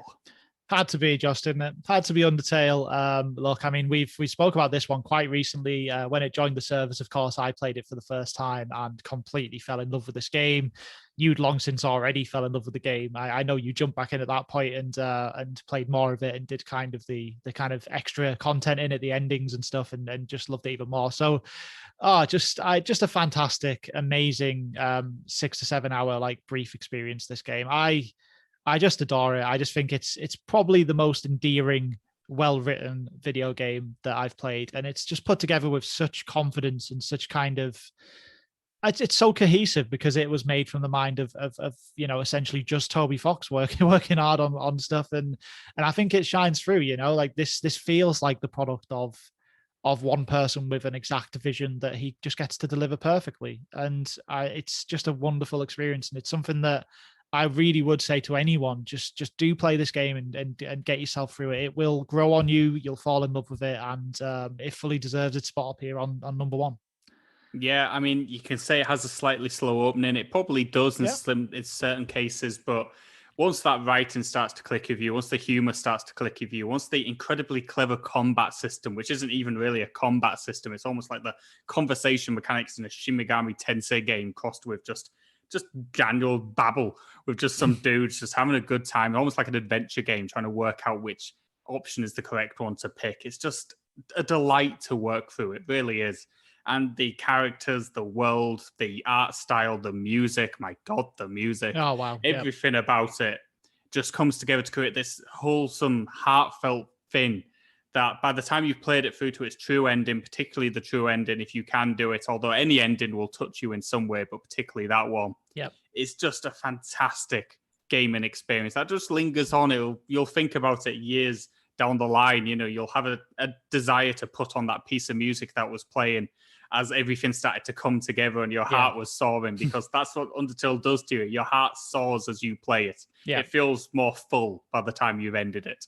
And that's a pretty rare experience in any elements of media, to make you feel like you almost feel like a better person when you finished Undertale, or at the very least want to be. Yeah. And I think that's just an incredible thing to be able to achieve in a video game, and I just adore it in every little utterance that it is. Yeah, I'm exactly the same, man. Like you said, maybe a bit of a slow start. Like some other games on this list, I played the initial kind of maybe hour of this, and I didn't mind it, but I wasn't that into it. But if there's one lesson I've kind of learned over the years and over, maybe even just doing Beat the Sheet and doing this Game Pass challenge, it's, try and stick with these games just for a bit longer, especially if, if enough voices are saying it's something special, maybe it's something special, and I think that stands true here with things like Undertale. I've had similar experiences, of course, with things like Outer Wilds as well. Like once this game grabs you, once the writing clicks and the music clicks from the start, frankly, but it all just comes together in such a beautiful package. And yeah, I'm the same as you, man. I don't know, you finish the true end of this game and you kind of exhaust it of all of its content, and yeah, you feel different, man. I don't know. Nothing else on this list full of, fantastic gameplay or fantastic stories or whatever. Nothing else on this list touches me in the same way Undertale does. It doesn't make me feel in the way Undertale does. And I think for that reason, it deserves to be top. It's something wholly unique, wholly special. And I'll never really understand how Toby Fox can manage to put this kind of stuff together. The fact that he's writing this whole thing, he's doing all the music for it. He's, he's doing everything. It's insane. Like, I mean, if you're ever going to get imposter syndrome trying to make games like I do, then you just look at Toby Fox and think, oh God, what am I? Like, what's the point in me doing anything? It's just, fantastic. It's the only criticism you can lay at Undertale is that he'll actually make you feel worse about yourself as he's desperately trying to make you feel better about yourself. Yeah, it's an incredible dick to me, but it is what it is. But it's a special game by a special creator, and I can't wait to see where Deltarune goes next. The first episode of that is available on the Nintendo Switch. But what a title. You all must play it. Yep, without a doubt. And there it is. That is the end of the top 50 special. It's the end of the final Sheeties, and it is the end of Beat the Sheet. So, yeah, I mean, wow, it's been a hell of a run. We all, we really hope you enjoy this ridiculously bumper episode. I mean, peek behind the curtain, we started this real early so we could watch some Euro football today, and we are late for that now, and we're missing the football. That's how much we love our audience. So yeah, we hope you enjoyed the show, and yeah, we just hope you come along to Pixel Mix, give that a try. We know it's obviously not Game Pass focused, but if you like us talking about games and doing big stupid features, then there's going to be more of that there. So yeah, please do check it out, and just thanks a lot for listening to this show. We really do appreciate it. Yeah, absolutely. I want to echo Andrew's sentiments there. Thank you to everybody who's listened to Beat the Sheet over these past 18 months. I hope you've taken something from it, even if we're complete monumental idiots. Yep. I appreciate anybody who would spend any hours of their day listening to me talk, because I hear myself talk and I want to just stop listening to me. So for people to do it willingly is quite the nice thing. So thank you, anybody who's enjoyed this. Do hope you come along to Pixel Mix, but if you don't, that's cool too. This stands alone as its own little thing, and it's been a lot of fun doing it, despite everything. Yeah, exactly, man. So yeah, that is it from me, Andy, and from you, Josh. This is it. I was going to say I'll see you next week, but I only will if you come to Pixel Mix. So maybe I will. Who knows? Goodbye.